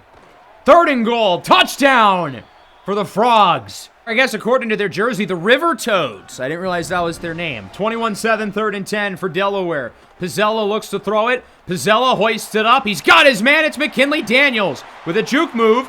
Throws the defender off of him, and he will take it the distance. 79-yard touchdown. 4 all-purpose scores in the first half for Pizzella. A rushing touchdown and a passing touchdown to each of his top 3 receivers. What a play after the catches. It's 28-7. Here returns FCS West on third down. That one is intercepted. A.J. Tuitele comes in and snags it away from the receiver. I think that's our first takeaway the entire year. It's definitely our first interception. We'll get it back on offense, looking to make it 5 for 5. Pizzella on second down, looking down the field. Risky throw, but he times it perfectly for McKinley Daniels with a juke move. Past the 15-yard line. Pizzella with 250 passing yards in the first half. Play action, Pizzella. He's got Mosley. Touchdown, Delaware. 4 passing touchdowns now in the first half for Pizzella. 5 total. R.J. Mosley with his second of the game. Although FCS West would actually move down the field, put themselves in position to kick a field goal before the end of the half. It's a long one, though, from 60, and it's no good. Again, it had the distance, but not the accuracy. 35-7. It has been all Blue Hens in this first half. Our offense has scored a touchdown each and every time we've gotten the ball in this game. I think there's a good chance we probably see the backups in for much of the second half, given how well the starters have played, particularly on offense, after a couple lackluster offensive games to start the year. Third and 10, River Toad quarterback dives forward, but he only gets 3, so the defense gets a stop. We would get it back on offense. We would march down the field. Not really as many big plays this time, but Jaden Wright does get the touchdown. The transfer running back, I believe from our rival, Middle Tennessee State, and it's 41-7. How many scores we got? 6, 7? That's what it feels like. Into the fourth quarter now. The backups are in the game for Delaware. Third down and 23. That scramble results in a fumble forced away by Daniels, but once again recovered by the River Toads. They'll go for it on 4th and 17. Hoisting it down the field, and it is caught! Touchdown for FCS West. Kenny Wosley still in the game. He really shouldn't be, but he just got mossed. Here is E.J. Archield Jr. in it. Quarterback for Delaware. On the run for the redshirt freshman, Justice Hammer. Our top recruit in year 1, his first career catch. I know it's chew clock time, but I still want to see some reps with these backups, so we're going to keep running regular plays, at least for this drive. Archield on the run. Looking for the end zone. It is caught. Demetris McCray with the touchdown. And Delaware adds yet another score. 49-14. My goodness. 2-minute timeout, 3rd down and 12 for FCS West. Quarterback scrambles with it to the right side, and he ends up just getting sacked for a loss of a yard. Jeremy Hurd, I think, has 4 in this game, 4 sacks, and that's pretty much all she wrote. FCS West would just punt it away, and we would run the clock out. 49-14, though. We did exactly what we needed to against FCS West. The offense was brilliant. They scored every time they got the ball, except for the last drive, where, again, we just ran the clock out. Averaged 11 yards per play. Steele Pizzella averaged 16 yards per attempt, and even Archie averaged 15.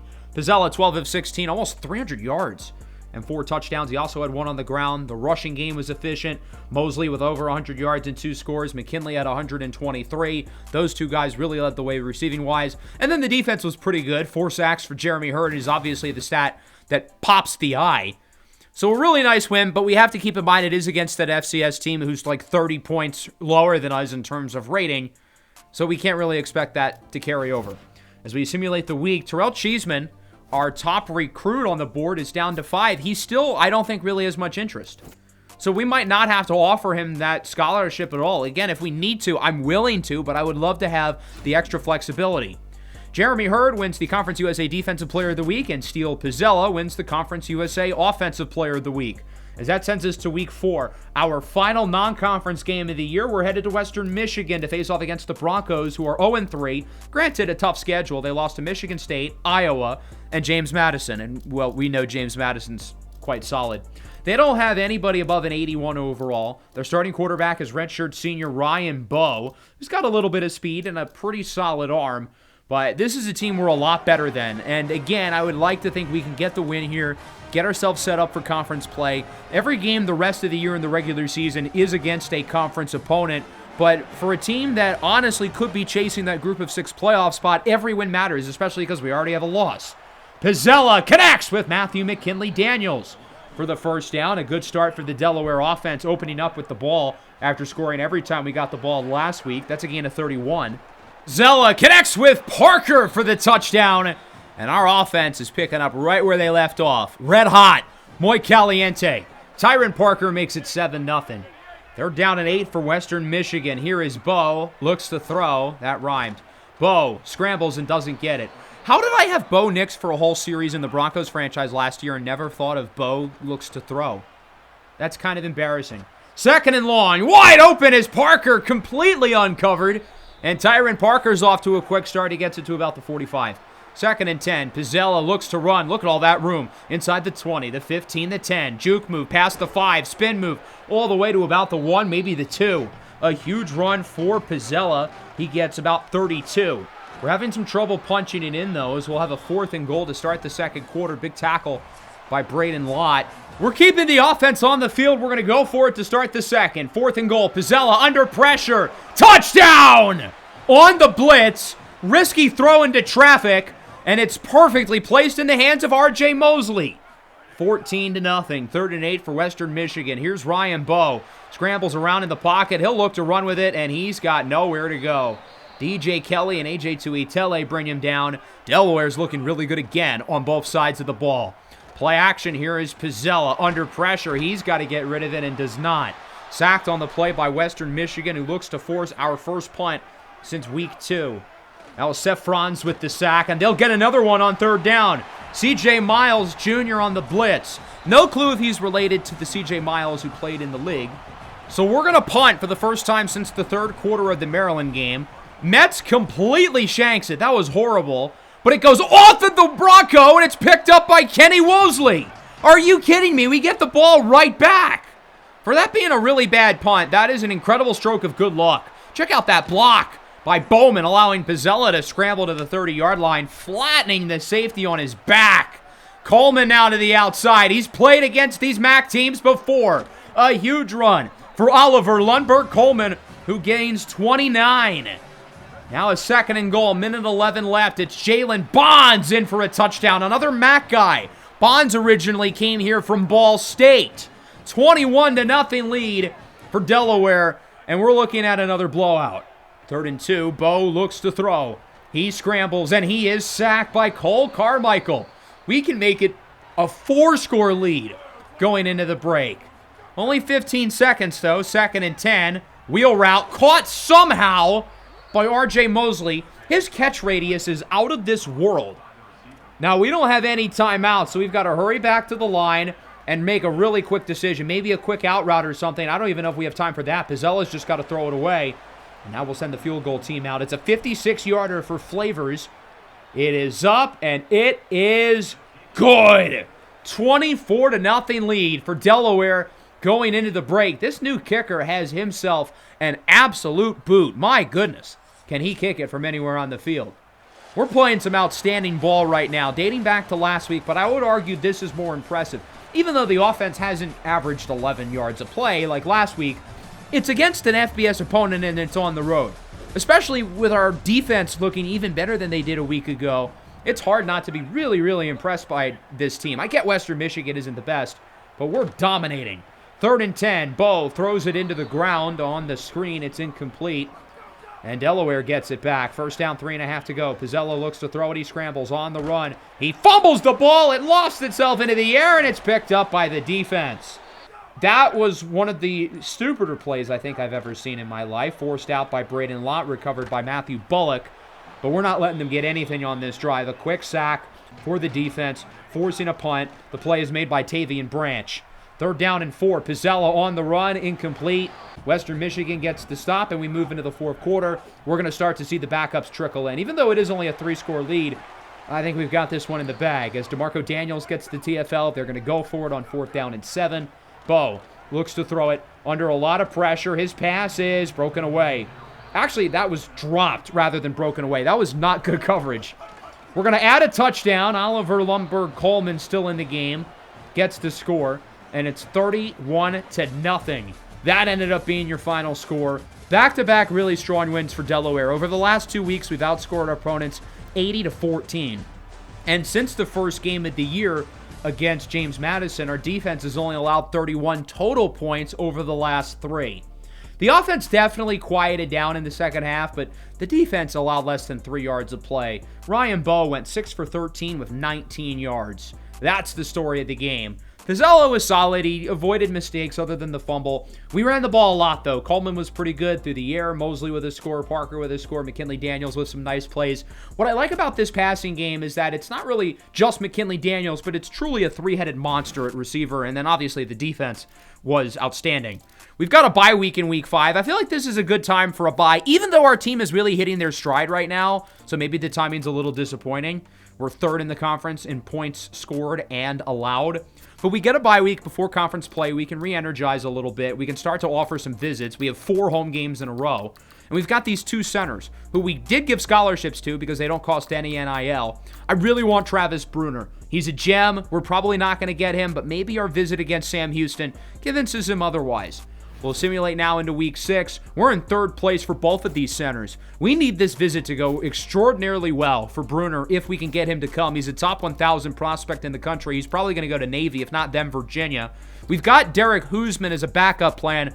But again, TCU is a really big lead on him, but we do have an A-plus deal breaker. So Hoosman's going to come week 7. I really don't think we're going to get either of these guys, but we're this far into these battles, and with Bruner, there are a lot of teams close, so you never know. We can maybe make things interesting. Our opponent here to start Conference USA play is the Bearcats of Sam Houston. They're only 1-4 so far this year. They have not exactly looked the best. They've played some solid opponents, though. Western Kentucky's 4-1, UL Monroe's 4-0, and they played competitively against Houston. Their only win, though, against an 0-5 San Diego State squad. They have some good receivers. Preston Bowman's a guy I wanted in the portal back in year 1. We didn't end up landing him. We struck out on practically all the receivers we went after, but it's fine because we got R.J. Mosley this year, and our receivers are probably the best players on our team. Carter Smith, the redshirt junior, is the quarterback, 85 speed. He looks pretty talented. I would say one of the better quarterbacks in the conference, but not quite at the level of a guy like Steele Pizzella. When we played against Sam Houston last year, I thought that was one of our best wins of the year. It was on the road, and we completely dominated them. Now, I get Sam Houston's not very good.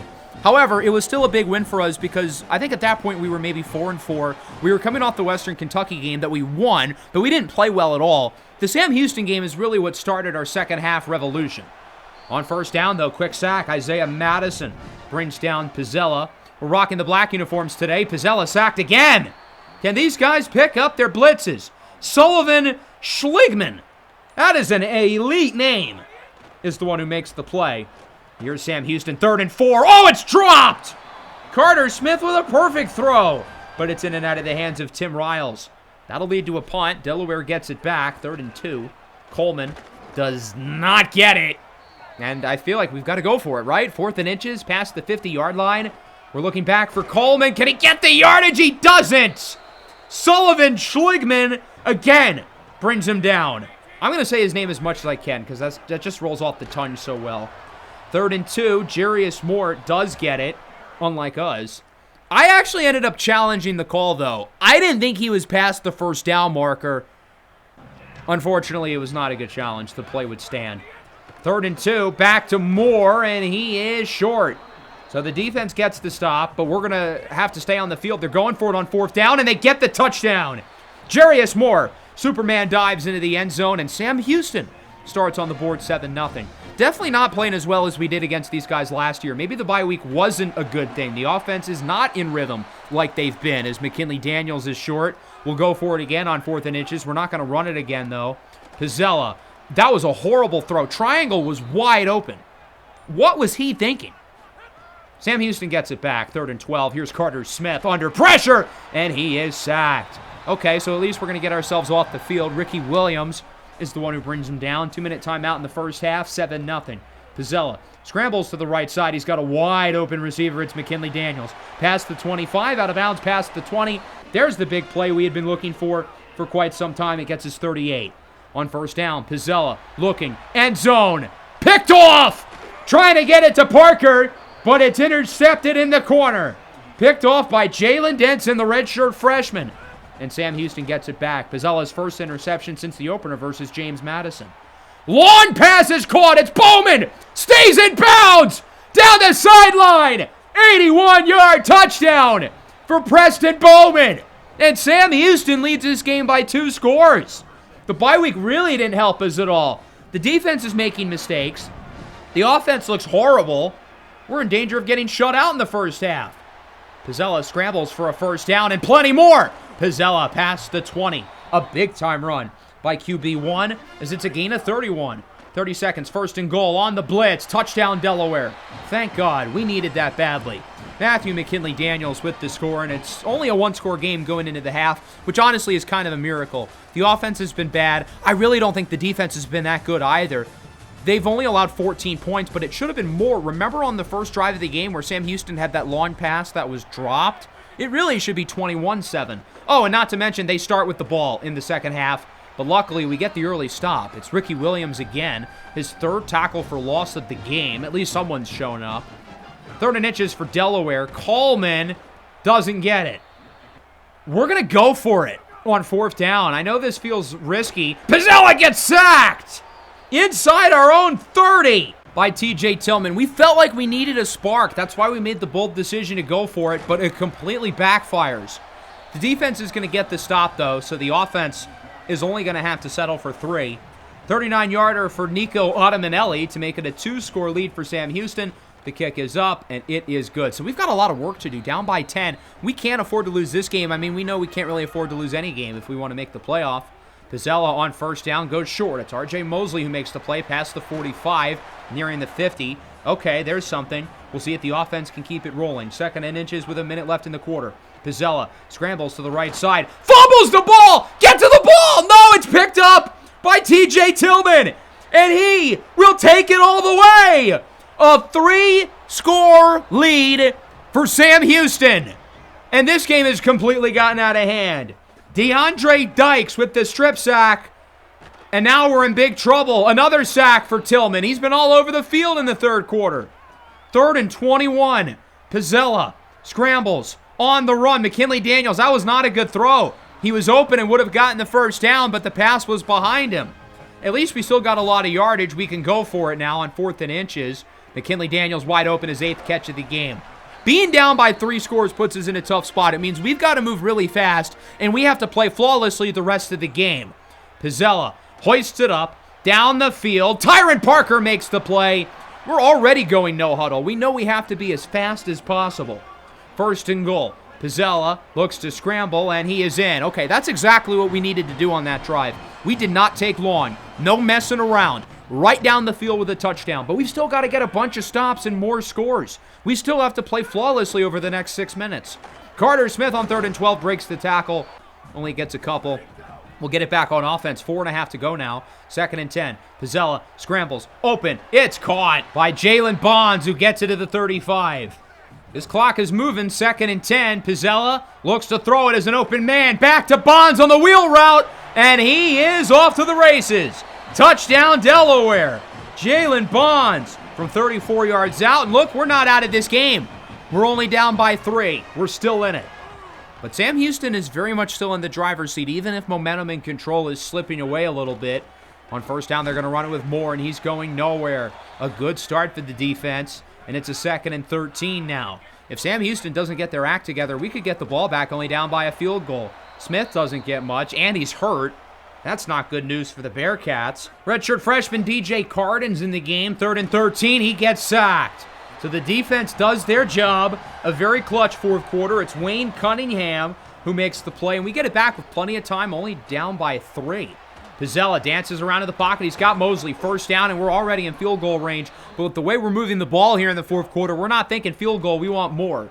Final play before the 2-minute timeout. Pizzella back to Mosley inside the 10. Now at this point, we almost want to take some time off the clock. 1st and goal. Pizzella hands it off. Jaden Wright. Touchdown, Delaware. What a comeback by the Blue Hens. We went into the 4th quarter down by 3 scores, 24-7. Every game we're playing for our playoff lives. Today, no different. Sure enough, we've got the lead, but Sam Houston has it back. Here's Carter Smith back in the game. Fumbles the ball. Pick it up. What are you doing, guys? Why was there no sense of urgency to recover the fumble? That's ridiculous. Big hit, though, by Calabote. We get a stop on 2nd and inches, and now that brings us to a pivotal 3rd and 2 with 1:20 to go. Sam Houston with 2 timeouts in their back pocket. Delaware, for what it's worth, has 3. Smith looks to throw it. He'll scramble. He's done that a lot today. He gets the 1st down. Smith slides near the 50. We can't get overly comfortable just because we've got the momentum. Sam Houston's actually starting to move the ball a little bit. Smith's pass is caught. It's a solid gain, but not enough to convert the 3rd and 10 attempt. And now 4th and 3. The game is on the line. They'll look to save themselves here. Delaware looking for conference win number 1. Smith, short throw, caught, 1st down, out of bounds. Exactly what Sam Houston needed to do. 42 seconds now. Smith, wide open up the seam. Into the red zone. Past the 10. A huge gain of 29 for the tight end, Cooper Stevens. 1st and goal, under 35 seconds. Tipped, intercepted. A.J. Tuitele. And he's got nobody to join him. He will take it all the way for a pick 6. And Delaware will win this game. An 87-yard score. The Blue Hens with 28 points in the quarter. An unbelievable comeback by Delaware. Sam Houston had us on the ropes, even right here at the end, inside the 10. But the pass is tipped and intercepted. Tuitele could have just gone down and ended the game. But, I mean, he had all that room to score. One more play. Smith on the final play of the game, on the run. He is intercepted again. DJ Kelly's got it. Kelly follows his blocks. He's got an entourage, and he is gone. 70-yard pick 6. 34 points because they're not going to have his kick the extra point. But 34 points in the 4th quarter for Delaware. We went into the quarter down by 17. We win the game by 17. 41-24. One of the more unreal quarters I've ever seen. I didn't feel like panicking going into the 4th quarter because I knew we were a lot better than these guys, even though we hadn't shown it. However, I cannot say I saw this coming. This game was a lot closer than the score suggested. Sam Houston outplayed us for most of this game, and then even at the end, 30 seconds left, we were only up by 4. But the offense hunkered down, 1 for 6 on thirds. We went for a bunch of fourths, only going 1 for 4. Pizzella struggled early, but really caught fire late. 19 of 27, 317 yards, 2 touchdowns, led the team in rushing. We couldn't really establish a run game because we were down. McKinley Daniels with a huge game. Mosley, Parker, Bonds with some big catches. The defense, not great early, but they got stops when they needed to, and plenty of turnovers down the stretch, including 2 pick sixes in the final 30 seconds of the game by Tuitele and Kelly. I normally would have gone down just after the first interception by Tuitele to end it, but I knew if we added to the lead, we would get some extra bonuses for Travis Bruner's visit. Now, even when I got the pick six with Tuitele, I obviously could not have expected to get a second one, so that ended up working out a lot better than I expected. It's going to consider this as a blowout win for us, even though we were down by 3 scores going into the fourth quarter, which is hilarious. So much so, the visit went that well that Travis Bruner we're now in first place for, and we are in a recruiting battle with Navy. If not for the fourth quarter comeback, he would have committed to Navy. Heck, even if not for the 2 pick sixes, I think he would have committed to Navy. Derek Hoosman's visiting this week. I don't think we're going to get him, but I don't feel as bad about it because we're probably going to get Bruner. AJ Tuitele with the pick 6 wins the Defensive Player of the Week for Conference USA. As for Bruner, it's still really close, so it's certainly not a gimme that we have this battle won, but we have a pretty good deal breaker. The visit went well. They're considering it a blowout, which is hilarious because we were down 24-7 with 8 minutes left. I guess we blew him out. Boise State is now interested in Cheeseman. They've given him a scholarship, a Week 9 visit, and some points. I'm not going to give him a scholarship yet, but again, if I have to, I have the points. I will do it if we need to because I really, really want him. That'll bring us to Week 7 against Middle Tennessee. They're only 1-4 after making the conference title last year. Now, we do have a new injury, unfortunately. Philip Green, our left guard, broke his collarbone. He'll be out for the final 7 weeks, which is the entire duration of the regular season. So the earliest we would get him back is for a theoretical conference championship game. If we get there, which if we don't, then that means something went catastrophically wrong. So Middle Tennessee's only 1-4, and their one win is by 1 point. They lost 48-6 at home against 1-5 South Alabama. So it looks like these guys aren't too good after making the conference title last year, losing to New Mexico State, who they play against next week. Obviously, it should have been us because we beat both of those teams, but that's neither here nor there. Their roster's pretty good, though. For being 1-4, they have a young quarterback in Jelani Washington, only a 73. But on paper, I would argue this might be the best team in the conference ratings-wise other than us. Maybe New Mexico State's a little bit better, but on paper, these guys are a top 3 to 4 team in Conference USA. So it's surprising that they're this bad, only 1-4, and losing to one of the worst teams in the country, South Alabama, by 43 points at home. We'll start with the ball. Pizzella scrambles, looking, it's caught! Touchdown, Tyron Parker. And those are the types of plays you get with a guy like Steele Pizzella at quarterback. There's going to be some good, bad, and ugly. But he's a guy who can really make plays out of structure and make super impressive throws on the run like that. 3rd and 6. Washington on the run. Not even close. Incomplete. Good coverage by Calabote. He should have just ran it up the middle. He probably would have gotten it. 3rd and 6. Pizzella scrambles around, hoping to make some more magic. It's caught. Mosley, first down. I mean, these guys are magicians. The plays that Steele Pizzella can make under pressure, nobody else in the group of 6, let alone our conference, can even sniff. Final play at the quarter. Touchdown! Matthew McKinley Daniels. A quick start for Delaware, which is exactly what we set out to do because we did not start quick last week. We were down 24-7 after 3 quarters. But now it's 14-0. Here's Washington, airs it out, and it's intercepted. Kevin Moore with the interception for Delaware, and we'll get it back near the 40. We've got a chance to make this game an early blowout. We are in clear control, looking for our 5th consecutive win. 3rd and 6. Here's Pizzella. Looks to throw it. Pizzella scrambles under pressure. Got to get rid of it. Tipped. Incomplete. Could have been picked off. That'll bring out the field goal team, though. 52-yarder for Brendan Flavors, who's been good so far. That kick. Can it curve in? Not quite. It looked really bad at first, but the wind almost hooked it in. But unfortunately, it was too much to the left. Too much overcompensating with the wind. It remains 14-0. 3rd down. Short throw. Whole lot of nothing. Middle Tennessee State's offense has not done anything in this game. They'll have to punt it away. Tyron Parker on for the return. He's not a regular punt returner, but he is in this game. Parker cuts upfield. Parker has blocks. Parker has nobody in front of him. Tyron Parker off to the races. See you later. Sayonara. It's a 90-yard punt return for the former Jayhawk, and it's 21-0. Our regular punt returner is actually Oliver Lumberg-Colin, but he got banged up earlier in the first quarter. I think it's fair to say he probably won't be returning punts anymore. He shouldn't be back there to begin with as our starting running back. As the defense gets another stop, and we've got a chance to add to the lead even more so. 3rd and 10. Pizzella under a minute. That one is broken away. And we're going to bring the field goal unit out. It's a 50-yarder for Flavors. This one does not hook in. It's off the mark again. Into the stands. Someone's getting a souvenir. Brendan Flavors 0 for 2. Third down. Here's Washington. His pass is caught, finally. They don't get it, though. We're going to use a timeout. We only have one more in our back pocket. We'll see if we can get some points before the end of the half. Only 13 seconds. Pizzella on second down. He'll look to run. Pizzella scrambles for the first down, gets it past the 50. We will call our last timeout with 7 seconds left. We're going to try to get a quick play out of bounds and then kick a field goal. 5 seconds. Pizzella goes short. Get out of bounds. Okay, that's fine. He dropped it. Now, this is a really long kick, though. 63 yards for Flavors. It has the accuracy, but it's short. No good. Brendan Flavors 0 for 3 on field goals in the first half. We barely missed 3 field goals in the first 2.5 seasons of this series. We damn near doubled our miss total within the span of 5 minutes. Good quarter, though. Good game. We're up 21-0. We're playing really well, minus the kicking. Middle Tennessee State's offense has given them nothing today, and that will continue. A.J. Tuitele throws down the running back, Devon Rice, for a loss of yardage. We'll get it back on offense, trying to get some points. We failed over our last 3 drives. Pizzella for Parker. It's caught! Not quite in the end zone, but a big play for Parker. That throw perfectly placed in the bucket. 3rd and goal. Mosley cannot hang on.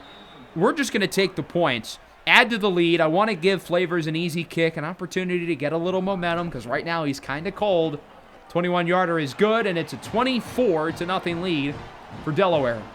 Middle Tennessee State, I don't think they've crossed the 50 yet. It's not even like their offense has been close. They've been genuinely terrible. 3rd and 4, incomplete again. Another punt for the Blue Raiders, and that brings us into the 4th quarter.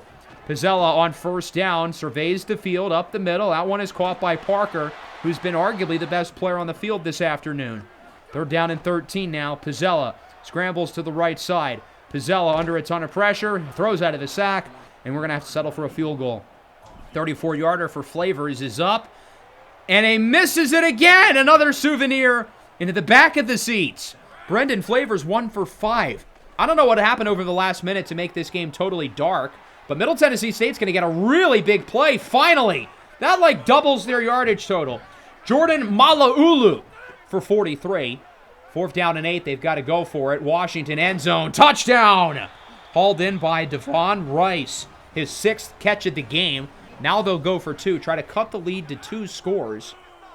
As Washington will hand it off. It's Rice, and he does not get it. 24-6 remains your score. They've got to go for the onside kick. It's bobbled and eventually recovered by the redshirt freshman, LaShawn Thompson. A 3rd down and goal. The backups are in the game. Archield looks to throw it. Scrambles to the right side, and his pass is incomplete. We're going to go for it on 4th and goal. The kicker's been bad. I want to see some more reps from these guys as Archield gets sacked on the blitz by Mitch Smith. Middle Tennessee State, probably the last play of the game for them. 3rd and 5. Jelani Washington is intercepted. Azir Lee picks it off, and that will do it. 24-6 win for Delaware. We really should have won this game by more. We left a lot of points on the board. We missed 4 field goals, and then that last 4th down where Archield got sacked, we would have kicked a field goal, but we didn't trust the kicker, so we went for it and didn't get it. So that's like 2 touchdowns worth of points that we didn't score. So in reality, we really won this game like 40-6. The offense, though, only scored 3 points after the first quarter because the touchdown in the second quarter, remember, was the punt return. Pizzella was solid. The run game wasn't. Coleman got injured in the first quarter, so we couldn't really give him the rock. Tyron Parker, though, is an absolute beast.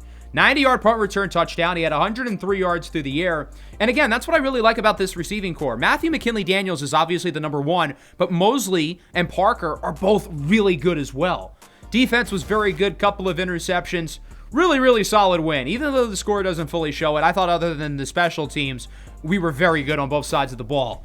Travis Bruner, our first commitment of the year, and it's not even a verbal commitment. It's a hard commitment. He's locked in.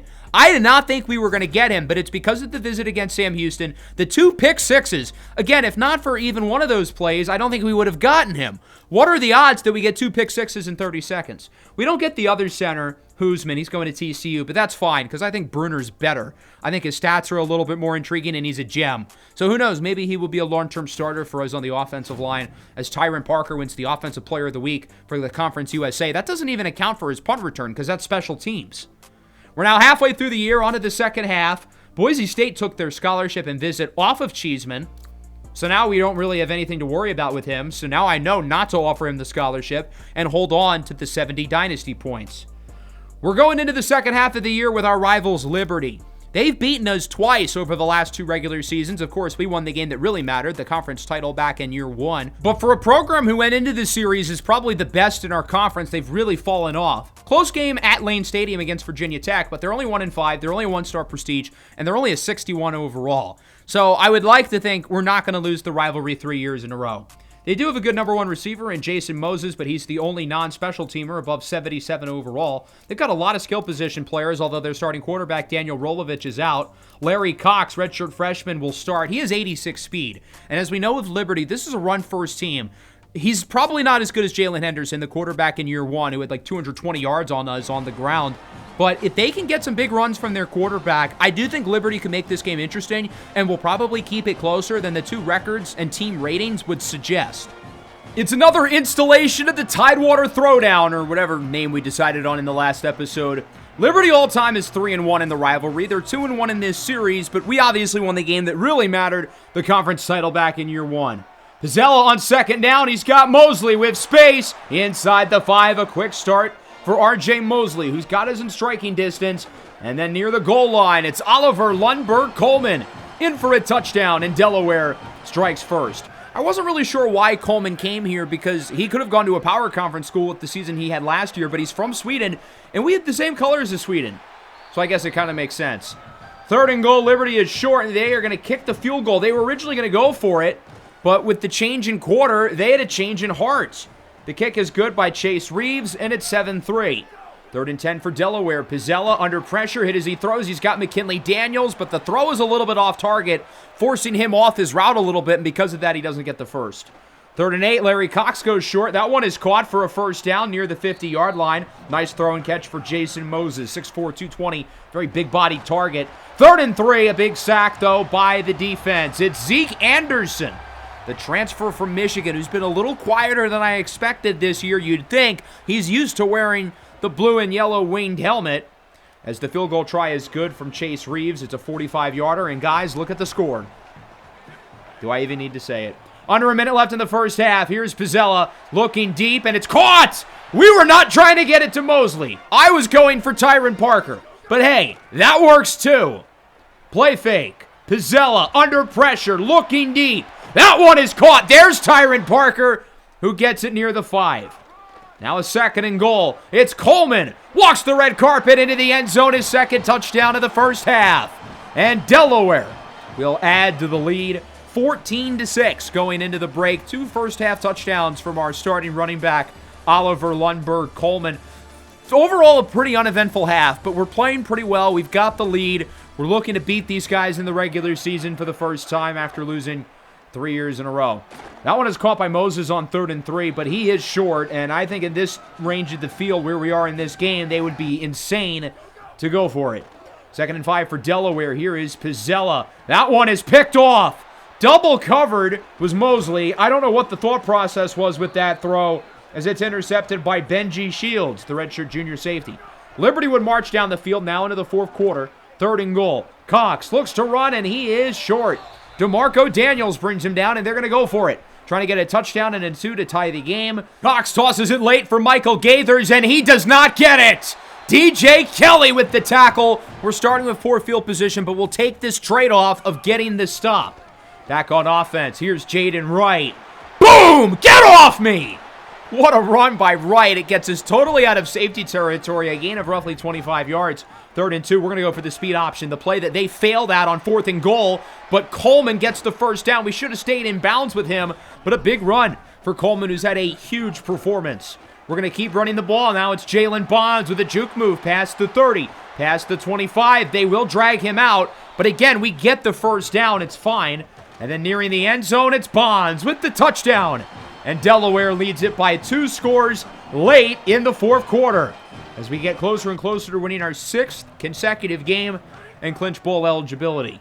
3rd and 14, here's Cox, looks to scramble. He's going to run with it, and he gets popped. Kenny Wosley Jr. brings him down. They obviously have to go for it on 4th down. Cox looks to throw it. He's going to scramble. This is what Liberty likes to do with their quarterbacks, but he does not get it. Multiple defenders bring him down, and that's all she wrote. A pretty quiet game, 21-6. Nothing too crazy, but a good win. The defense played really well. We held them out of the end zone, and the run game was phenomenal. We didn't get our best out of the passing game. We only threw the ball 13 times. It wasn't really that we threw the ball poorly. It's just that we didn't really do it that much. Pizzella had the interception, but he still averaged 11 yards per attempt. We really focused on running the ball. We beat Liberty at their own game. Coleman leading the way, but the other running backs were good too. And then again, the defense was really, really solid. Overall, a pretty quality win, even though we didn't score that many points. We're 6-1. We've clinched bowl eligibility. More importantly, we remain undefeated in conference play, and I still feel like we have a shot at the playoff. Again, even though it's obviously slim, it's been slim since we lost the first game against James Madison. So Terrell Cheeseman is down to 3. Boise State has given him back the scholarship, but they don't have a visit. I feel pretty good. I'm going to keep giving him a bunch of points, though, just to be safe. So right now, there's only 2 undefeated teams in conference play. It's us and New Mexico State. We play against the Aggies pretty soon. Look at the others receiving votes. We're on the list. We're like 30th in the country in terms of the ranking. So we have a chance to be in the top 25 at some point, as our next opponent is Kennesaw State. They are only 2-5 this year. Some bad losses, including to Auburn pretty recently, and then FIU this past week. Kennesaw State is going to be without their best player, running back Tyleek Hill. They are a pretty young team, in my opinion. They've got a freshman at quarterback in Vi Zambrano, who's a 77 with 92 throw power and 84 speed. So the physicals are definitely there with this guy. He has obviously a lot of work to do in terms of his development, but there's a lot of potential with him, I feel like. It's our last home game of the year already. Can you believe that? It's crazy how dirty the schedule makers did us. Our last 4 games being on the road is genuinely vile. But we're hoping to wrap up our home season successfully on senior night. The first senior night I would imagine in the country because, I mean, who has it in October? That one is broken away on 3rd down, trying to get it to, I think, Tyron Parker. And we're going to have to punt it away. Zambrano play action on 2nd down, under pressure, and he is sacked on the blitz. Trenton Gummer brings him down, and it is 3rd and very long for the Owls, a team who we did not play against last year. We haven't seen these guys since year 1. On 3rd down, Zambrano down the field. It's broken away. Good job in the secondary breaking that one up. And we'll get it back on offense with a 3rd and 1. Handoff for Coleman. He doesn't get it. We can't be reckless. We've got to punt the ball there. Kennesaw State gets it back. 3rd down for the Owls. Zambrano under pressure. He hoists it up down the field. 1-on-1, and it's caught! Kenny Wosley gets head tapped by KSU. Keon Davis gains 51, and they will finish off the drive with a touchdown. Kyshawn Franklin Jr. with the score, and Kennesaw State makes it 7-0. Delaware gets it back. Play action. Pizzella looks to throw it. Scrambles a little bit to the right side. Hoists it down the field, and it's picked off. A really bad first quarter for Delaware. What's going on in this game? We don't look good at all. Deontay Yusuf, the sophomore, is the one who makes the play. Kennesaw State back with it in the 2nd quarter. We need a spark. We can't be leaving guys like this completely wide open. As the Owls get it inside the 5-yard line. That's Franklin with the touchdown earlier. 3rd and goal. Short throw. Touchdown. Kennesaw State. Keon Davis with the score, and the Owls lead it 14-0. We've got to pick this thing up before it gets out of hand quickly. We're not playing well at all right now. 2nd and 10. Pizzella scrambles. That one is caught. Jackson Bowman with a juke move.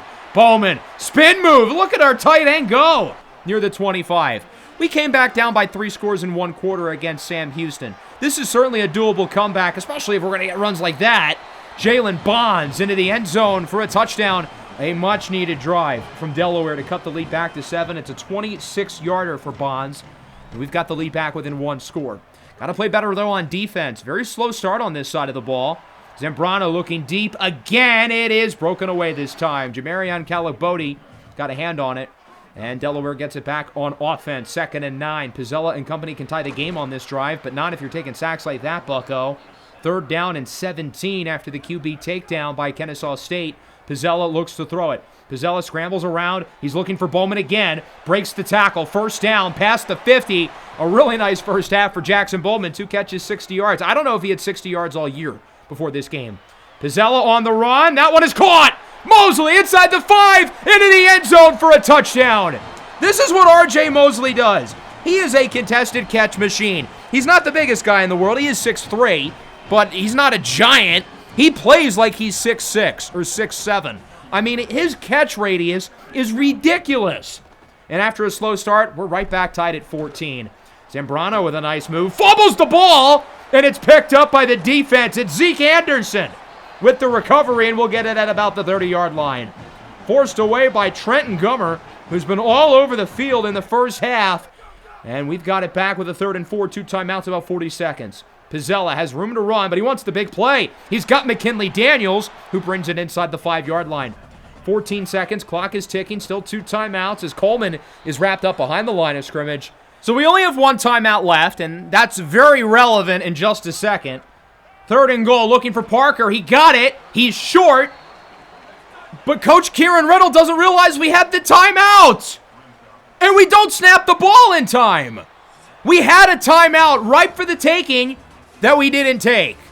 You know what's funny, and probably sad as well? I assumed throughout playing the rest of the season that we did not have a timeout in that spot. I didn't realize we had it until I was editing the video. Isn't that embarrassing? Shout out Kansas, though, beating BYU and our guy Sione Moa, who is also on that Arizona roster with R.J. Mosley in the Noah Halliday Road to Glory series, but Kansas, of course, gets the win, rock chalk. So we really should have the lead. The fact that we didn't score on that last drive is nothing short of incompetent. 3rd and 13, Zambrano, big hit by A.J. Tuitele. That'll force a punt. Delaware gets it back. 2nd and 10. Here's Pizzella. Scrambles to the right side. On the run. It's caught by McKinley Daniels inside the 10. This is a really good response by the Blue Hens after that catastrophic end of the first half that we don't need to keep discussing. Although Jaden Wright is short on 3rd and goal. I think we're too far back to go for it. The game says we should. We just need points. We're going to take the field goal. We'll take our lumps. It's like getting socks for Christmas. It's not fun, but it's necessary. 17-14, Delaware takes the lead. Still, though, it's not ideal to have back-to-back red zone trips and only end up with 3 points out of it. But we do with the lead. Zambrano is a wide-open receiver. That's Keon Davis, completely uncovered. A nice first down for Kennesaw State, who's keeping themselves in the game, even though they're not a very good team. That one is broken away, though. It's DJ Kelly, and they decide to punt it away. So we'll get it back on offense with 10 seconds left in the quarter. Here is Pizzella looking to throw it. Scrambles to the left side. He's got all the room in the world, but he's going to go for the big play. One-handed catch by Mosley, who gets it past the 35. What a snag by R.J. Mosley, who's had another great game. 3rd and 7. Pizzella. He's got Mosley! Not quite in the end zone, but at the 1. We've had trouble punching it in. We have not been good today in the red zone. It's a pitch for Coleman. Juke move. Touchdown, Delaware! Oliver Lundberg Coleman with the score. It's a 2-possession lead. The people who think I script these games are fuming right now. They were up after we didn't call the timeout, but now they're losing again. As that one is incomplete on 3rd and 13. They're going to kick the field goal. Kick is up, and it is good by Daniel Kinney. How could I even script a game to begin with? I don't know how that would be possible. Those comments always make me laugh. There's Coleman on 2nd and inches, gets the first, and it is not looking good for Kennesaw State, who is burning through their timeouts. They only have 1 left now. 2nd and 11, Jalen Bonds up the middle, juke move. Bonds is close. I don't know if he got it. He was right on the edge. Did he get it? He did not. But that's not really a bad thing for us because we can end it with a conversion. Steele Pizzella is going to dive down past the 45, and that will do it. Kennesaw State's not going to get the ball back, and Delaware wins their 7th straight. We're 7-1 with 4 games left in the regular season, all 4 of which are on the road, which is a little frightening. This was definitely not our best game. From the end of the first half to some mistakes in the red zone, it was not perfect. We ran the ball a lot again, though, and we were very efficient through the air. Another 11 yards per attempt for Pizzella, who did have an interception, but otherwise was really good. The run game was solid. We were able to get pretty much everybody involved. And then R.J. Mosley was awesome, 6 for 96 and a score. Bowman had some big catches. McKinley Daniels, of course, was good. And then the defense, definitely not as good as they were in the Liberty game, but we still had a couple of sacks, still forced a fumble, still played well enough. Allowing 17 points is not the end-all, be-all, but against a team like Kennesaw State, I would have rather we won by 27 as opposed to 7. Now we've got Western Kentucky, the first of 4 away from home to end the year. Western Kentucky is interesting because they're a lot better than they were last year. Remember last season, they were horrible. This season, they're pretty solid. Now that we're in Week 10, the first college football playoff bracket is out. Obviously, we're not in it. Is there a pathway for us to get in it? Yes. Is it very, very unlikely? Like a 1% chance? Also, yes. We are going to need probably a miracle, but there is a scenario where it can happen. So here is the college football playoff rankings right now. What I want to keep an eye on with the media rankings as well, first of all, where we are, we're the second team out. But look at the group of 5 teams. There's Boise State, UAB, and Memphis. Those are the 3 currently ahead of us at the moment. We would need all 3 of those teams to lose. At least one of Memphis or UAB is going to kill off the other. But we would still need both of those teams to lose. So we're going to need more movement with them. We're going to need a lot of chaos. Right now, we're projected to play in the Cure Bowl against Ball State. We played in the Cure Bowl back in year 1. It still was in New Mexico State at the top of this conference. We play the Aggies next week, but we start with Western Kentucky, who's a lot better than they were last year. These guys have always given us some trouble. Last year, the game at their place, we won, I think by 2 scores, but we should have won by like 40. Western Kentucky was horrible. Year 1, our first game of the year, we lost against these guys. They've got some good players. Parker Parrish was really good against us last year, and he'll play a lot because their starting running back is out. Nate Awesome is their quarterback. He's a freshman. He hasn't exactly been awesome, but compared to what Western Kentucky was last year, Big Red is feeling pretty good. It's a major improvement for a team that won like 1, maybe 2 games last year. They were genuinely one of the worst teams in college football. The fact that we didn't blow these guys out was embarrassing.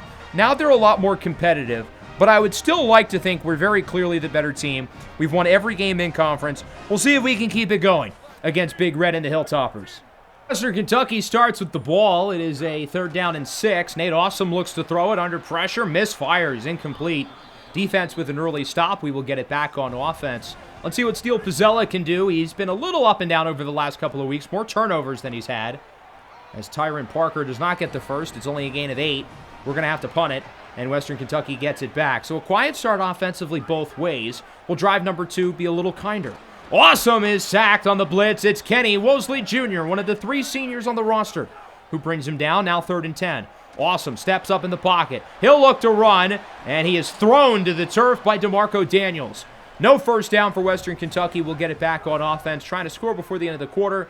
3rd down, though. Short throw for Mosley. Jukes by both defenders and gets the first down. This guy is such a beast. Like, genuinely. He is so good. It's a damn shame he only has 1 more year of eligibility. I really hope it's with us and he doesn't leave again. As Pizzella loses yardage on the option, we're going to go for it on 4th and 3. And that one is caught. Matthew McKinley-Daniels inside the 10. And now we're in striking distance early in the second quarter as it's Jalen Bonds who finishes the drive with a touchdown. And Delaware is on the board first. It took a little while, but we do lead at 7-0. 3rd and 10 for Western Kentucky. Not a whole lot going for their offense. They're just going to run the ball. Parker Parrish does not get much. It's Daniels again. Parrish has not played like he has in the past against our team. Now 3rd and 2. Coleman's turn. Tries to cut it to the outside. He should have just gone in. Lower the shoulder and fight for the damn yardage. He doesn't get the first, and Western Kentucky's finally moving down the field. 3rd and 7. Awesome looking. End zone. It is dropped for a touchdown? What? He dropped the ball. Are you kidding me? They're calling that a touchdown reception for TK Keys. That was very clearly not a catch. It's not a matter of the feet being in. It's the fact that he doesn't make a football move. He doesn't become a runner with the ball. It was jarred out in the secondary. That's a horrible call. As Steele Pizzella is sacked on 2nd and 11, 3rd and 19, flushes out on the run. It's caught. Good throw over to R.J. Mosley. And it gives us an interesting 4th and 5. It'd be a 58-yard field goal, which is a long one. So we're going to get creative. We're going to burn 6 seconds, and then we're going to go for it. I don't want to give Western Kentucky too much time with the ball if we don't get it, but I want to put us in a position where we can keep driving if we do get it. Pizzella on the run, wide open. It's McKinley-Daniels with a first down to about the 20-yard line. We've got to be smart with the clock, though. We only have 1 timeout. Pizzella up the middle. It's caught by R.J. Mosley, and we're going to use our last timeout with 9 seconds. Now the question is, do we go for the touchdown or kick? We're going to keep the offense on the field for now. I trust us to not do something remarkably stupid. Pizzella got to watch the clock. 4, 3, 2. He's going to run, and he's in! Touchdown, Steele Pizzella! And Delaware takes the lead with a second left on the clock. Going into halftime, 14-7. The offense started slow, but they picked things up. Defensively, I think we got blatantly screwed over by a horrible call. There was an official probably 3 feet away from that touchdown catch where the receiver very clearly did not catch it, but I digress. 3rd and 12. That one is caught. Not quite enough for the first down. Parker's just short. We're going to have to punt it. We're too far out, and it's too early in the game, and we have the lead. That would just be stupid. Awesome up the field. Nice throw and catch into the hands of their top receiver, Carson Grove. They're nearing the end zone. 1st and goal. Awesome's going to run. Awesome with a juke move. Oh, what a play! An awesome touchdown by Nate Awesome. I know that was incredibly corny, but come on, that was too easy. Into the 4th quarter, another close game. We're tied at 14. 3rd and 2, Pizzella on the run. His pass is caught. It's who else but R.J. Mosley, who's been our best receiver over the last few weeks now, ahead of McKinley Daniels. Not that he's been bad or anything. 2nd and 12, Pizzella gets sacked. Sandwiched in between 2 defenders, and it's now 3rd and 21. Pizzella looks to throw it. Dances around. Scrambles to the right side. He's going to look to run. He's got space. Pizzella. Juke move. Does he get the first? Yes, he does. Steal Pizzella with a gain of 21 with his legs. Nearing the end zone, 2nd and goal. Jaden Wright is in for a score, and the Blue Hens regain the lead. Steele Pizzella's scrambling has saved us on numerous occasions today. Defense trying to get a stop. Also on the option is going the wrong way. Jeremy Hurd brings him down in Western Kentucky. What are they going to do on 4th? They elect to punt it. They believe their defense can get a stop. Pizzella on 1st down, hands it off. Oliver Lundberg Coleman with a good start to the drive. He jukes to the right side, which keeps him in bounds. That was a perfect play. 3rd down and 5. Can we end the game? Pizzella on the run, looking. His pass is caught. R.J. Mosley with the 1st down, and we are in position to seal the deal. Another 1st down clinches it for good, and there it is. Oliver Lundberg Coleman with the sealing blow. And Delaware has now won 8 games in a row as Pizzella and UD are tackling, cuddling, fornicating. I don't know. Not our best performance, though, because we only won by 1 score again. And for a team that's clearly better than the rest of the conference, we shouldn't be winning these games by 7. I mean, at least we won, and it was never in too much doubt. Pizzella 14 of 18. He was solid. We had a lot of production on the ground, though. Coleman was busy, and the other backs all scored. Only 3 guys caught passes. R.J. Mosley was really the one who stole the show with 8 for a $106, although McKinley Daniels had some good plays. Offensive line, I thought, had one of their best games of the year, to be completely honest. And then the defense, I thought, played quite well, too. It's not like there was one area of the team that wasn't good.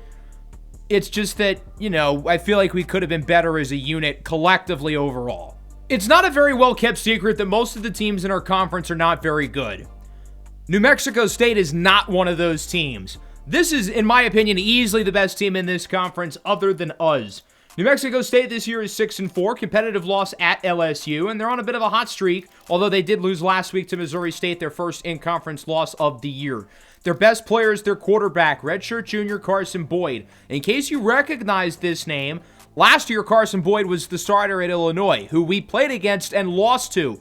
Boyd played really well in that game. He completed every single one of his throws. Granted, it was only 8, but he also ran for over 100 yards against us.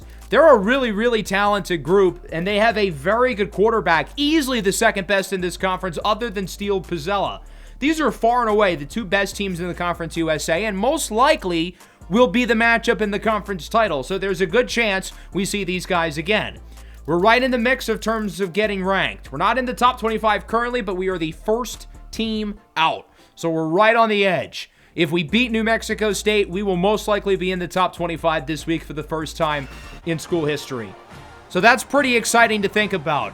We're 8-1. We've won 8 games in a row, and we've got to keep it rolling. This is the best opponent in conference play by far. They won the conference title last year. It should have been them against us, but that's not the point. On first down, opening play, spin move, quick start. To the 50-yard line goes River Peppers, who gets 34. That's how you start the game if you're the Aggies. 3rd and 7, they go back to Peppers to the right side. First down, gets a block. River Peppers is gone. What a start for New Mexico State. And the Aggies march right down the field with a couple of huge runs and lead at 7-0. 3rd down and 6 for the Blue Hens. Here's Pizzella, tipped and incomplete under a ton of pressure. So New Mexico State gets the stop. They get it back, and they're moving it down the field. 3rd and 2. Peppers is well short. Big stop by the defense. And they're going to have to settle for the field goal. I don't think you go for it on 4th and 3. You got to make it a 2-score lead and really give yourselves still plenty of momentum going into the second quarter, even though the drive didn't really end how they would hope.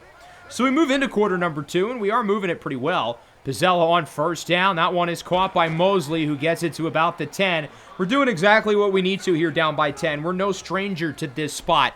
We've had a lot of multi-deficit comebacks. Hopefully this is another. Touchdown for the Blue Hens. It's Michael Galatko, the backup tight end, who replaces Jackson Bowman, who got injured earlier in this game. On third down, Boyd looks to run. We know he's a scrambler. He gets hit really hard and does not get the first down. Good stop by the defense, and so we'll get it back on offense. 1st and 10, play fake. Pizzella rolls out to the right side. On the run is a wide open Tyron Parker, who outruns the defender, and he takes it the distance. Tyron Parker, 58-yard touchdown. We went into the quarter down. We're not even halfway through, and we've got the lead. That was quick, but we've got to keep it rolling. 3rd down and 6 for New Mexico State. Boyd looks to throw it. Boyd is going to hoist it up. Wide open is Peppers. That was not very good coverage. It's a gain of 39 for Ryder Peppers, who's played really well in this game. 45 seconds, 3rd down. Here's Boyd on the run. 1st down inside the 10, the 5, untouched into the end zone for a touchdown. And New Mexico State will take the lead 17-14. So Delaware gets it back. We're just going to run the clock out here with Jalen Bonds, who fumbles the ball, and it's picked up by the defense. We weren't even going for the big play. I was fine running the clock out, taking a 3-point deficit into halftime, but no, we had to cough it up and give them the ball back. It's a screen for the number 2 running back, Aiden Flora. That will put them in field goal range. New Mexico State will gladly take the field goal. They thought they were going to go into halftime only up by 3, best case scenario. Now, this is a long kick, though. It's from 53. George Ojeda's kick is good. There is a flag. Kenny Wosley ran into the kicker. We felt like we could be a little extra aggressive because there's no time on the clock anyway. So they'll just decline the penalty and take the points. We go into halftime trailing by 6. Now, we've been down in a lot of games this year. The Sam Houston one is obviously one that pops to mind. Against Kennesaw State, we were down by 14. Now, the difference here is that this game is on the road, and New Mexico State is better than both of those teams by a lot. So we cannot get complacent down by 6. We've got to get moving. UAB losing to South Florida, though, is good news. That's one of the teams that we are theoretically competing with, trying to get a spot in the rankings. So we are certainly rooting for South Florida. McKinley Daniels trucks the defender on 3rd and 7. It should have been a loss of yardage, but instead we nearly get it to the first down marker. 4th and inches, Jalen Bonds does convert a big first down, and we'll finish the drive off with a touchdown. Oliver Lundberg Coleman for the lead. A really good start to the second half for Delaware as it's 21-20. This has been a very, very good game. I mean, again, clearly the 2 best teams in this conference. 3rd and 10 for New Mexico State. Here's Boyd. Looks to throw it. Boyd has time. Scrambles to the right side. And again, this is his game. He does not get the first, though. A good tackle in the back end to bring him down by Kevin Moore. We'll get it back with under a minute in the quarter. Pizzella looks to throw it. Winds up down the field. Parker's wide open. And he makes the catch. 4 for a $1.05 for Parker. This third quarter has gone basically flawlessly for Delaware. There's only one thing that could make it better. At the buzzer on the final play of the quarter, McKinley Daniels with a juke move inside the 10, the 5, touchdown! Matthew McKinley Daniels makes it an 8-point lead going into the 4th. It's a 21-yard score, and we lead at 28-20. New Mexico State is moving it very slowly, but they are moving it. 3rd and 7, first down for Boyd. Carson Boyd near the 20, and here comes New Mexico State. With just over 3 minutes to go, now in the red zone. Read option. Boyd to the left side, gets a block. Another first down. Juke move. Touchdown! This guy is such a good runner. We saw it in the Illinois game last year, and we're seeing it again today. His legs are unreal. 2-point try. Boyd surveys the field, and it is caught! We're evened up at 28 apiece. So now that means the offense has their biggest drive probably of the year.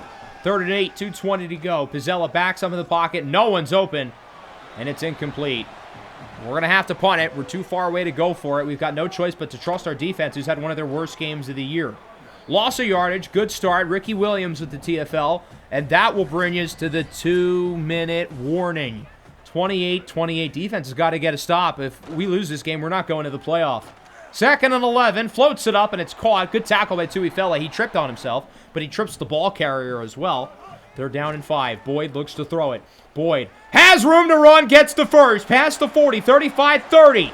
Jukes his way to about the 25. And most importantly, that puts New Mexico State in field goal range. So now they can look to burn some clock, and they're going to get right to it.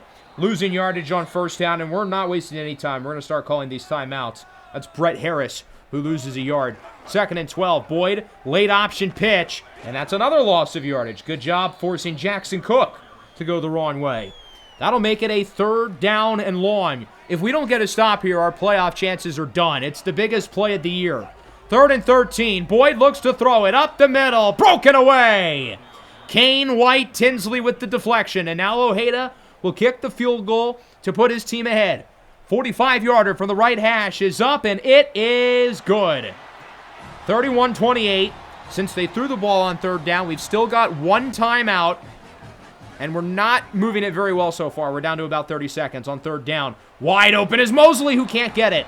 Bad throw by Pizzella. That should have been a gain of 20 if the pass was accurate. 4th and 1. Playoff hopes on the line. Pizzella's easily going to get the 1st down, but we got to get him out of bounds to stop the clock. We still have 1 timeout in our back pocket. 20 seconds now. Pizzella to the right side. Nobody is open. He's got to throw it away. We don't want to force it to anyone, but we're wasting too much time. We need a chunk play down the field. Pizzella on 2nd down. He looks to run with it. Trying to get a block. Pizzella's out of bounds with 9 seconds. We still at the timeout. We're not in field goal range, but we're close. Pizzella on 1st down goes short. It's Mosley. Gets the 1st, and we call the timeout immediately with 4 seconds. We're not wasting any time. We're not going to move any closer. It's a long field goal, but we're going to go for it right here. New Mexico State uses their last timeout. It's a 49-yarder for Brendan Flavors, who we haven't really seen a lot of since that Middle Tennessee State game where he went 1 for 5. His kick for the tie. This one never had a doubt. Right down the middle. And we are going to overtime between Delaware and New Mexico State. We really haven't fared all that well in overtime in this series. Hopefully that changes today. It's heads. We obviously chose tails because tails usually never fails except for this time. So New Mexico State will choose to start on defense, which means our offense is going to come right back on the field. 2nd down and inches for Delaware. Jaden Wright has a hole, and he's gone. Quick score for the Blue Hens, and we're going to take a 7-point lead. That was fast. It only took us 2 plays. Now it's time for the defense to get a stop. 2nd and 10. Boyd floats it up for the end zone. It is caught! What a catch! Matt Banks! The bank is open! Touchdown, Aggies! And we're going into a double overtime. 3rd and 5. Boyd looks to throw it. Floats it up again. He's open! But it's off the mark. Oh, that was close. And so they're going to settle for the field goal. It's George Ojeda. He's 3 for 3. He has made all of his kicks today. This one is up from 37. It is good. 41-38. So a touchdown wins it. Field goal ties it. Nothing loses it. 3rd down and 8. Play action. Pizzella under pressure. Picked off! New Mexico State's going to win the game. And they're going to add some style points at the end. Danny Berry putting salt in the wound. Pick 6 to seal the deal. And Delaware's win streak snaps at 8. The Aggies complete the upset in double overtime, 47-38. That was a heck of a defensive play call on 3rd down. They were sending a blitz, so Pizzella had to get the ball out quickly. We knew we couldn't take the sack. I didn't want to throw it away because it'd be 4th and 8. We were forced to throw it into traffic. And I figured since Mosley was ahead of the defensive back, there's no way, worst case, it's an incompletion. Pizzella, I guess, overthrew him, resulting in, obviously, the game-losing interception. Carson Boyd's got our number. He's just really good. He ran for 99 yards and 2 touchdowns, was very efficient through the air. Pizzella, meanwhile, had a pretty good game, but that interception at the end was brutal. It was not a good throw. There's no reason, again, the worst case should be an incompletion. If that's the target you're going for, it wasn't a bad read per se. It was just not accurate. Coleman was good on the ground. Bonds, our whole team was really good on the ground, to be honest. Although Bonds had that fumble in the first half. If he doesn't fumble that with 15 seconds left, New Mexico State never kicks the field goal. You can play butterfly effect all day and come with the realization we probably would have won the game. had he never fumbled it. There's a few plays, including probably the interception, that we can go back on and realize that that play doesn't happen. The result would be different. Now, it's not all bad news. Terrell Cheeseman has verbally committed to the Blue Hens, and we never have given him the scholarship. Now, technically, since he's verbally committed, Boise State can still go after him, and I'm going to continue to put points into him, probably a little bit less, but we're not going to stop, per se. A number of other guys narrowing their list down. I really wanted Isaiah Stewart, but he is going to Missouri, so he is very much an op. 2 games left to go. We really only need to win one. We really only need to beat FIU. We're going to the conference title. We play them next week. But we start with Jacksonville State. The Gamecocks are 4-6, playing for their bowl eligibility. They just lost to FIU by 1. Jacksonville State has some talent. They've got a really good group of skill position players with Aaron Hampton, Simon McAllister, and Jordan Savage. They have a new quarterback, though. Caden Creel, their starter over the last couple of years, left in the portal. They have a good replacement, though. Quincy Jasmine, a redshirt freshman. He's had a solid year, 86 throw power, 91 speed. I have a feeling some power conference school will be very interested in his services in the portal. I mentioned Jackson Bowman got injured in the first quarter. He broke his collarbone, the same injury as Green. His season is over, so that means Galatko, our transfer tight end, will be our starter there the rest of the year. So at 8-2, I don't really see any more scenarios for us to make the playoffs. Unfortunately, I think that dream might be over, barring something completely unforeseen. But we're still playing for a conference title. We still want to win this conference, up our prestige, and put us in a position to hopefully move conferences in the offseason.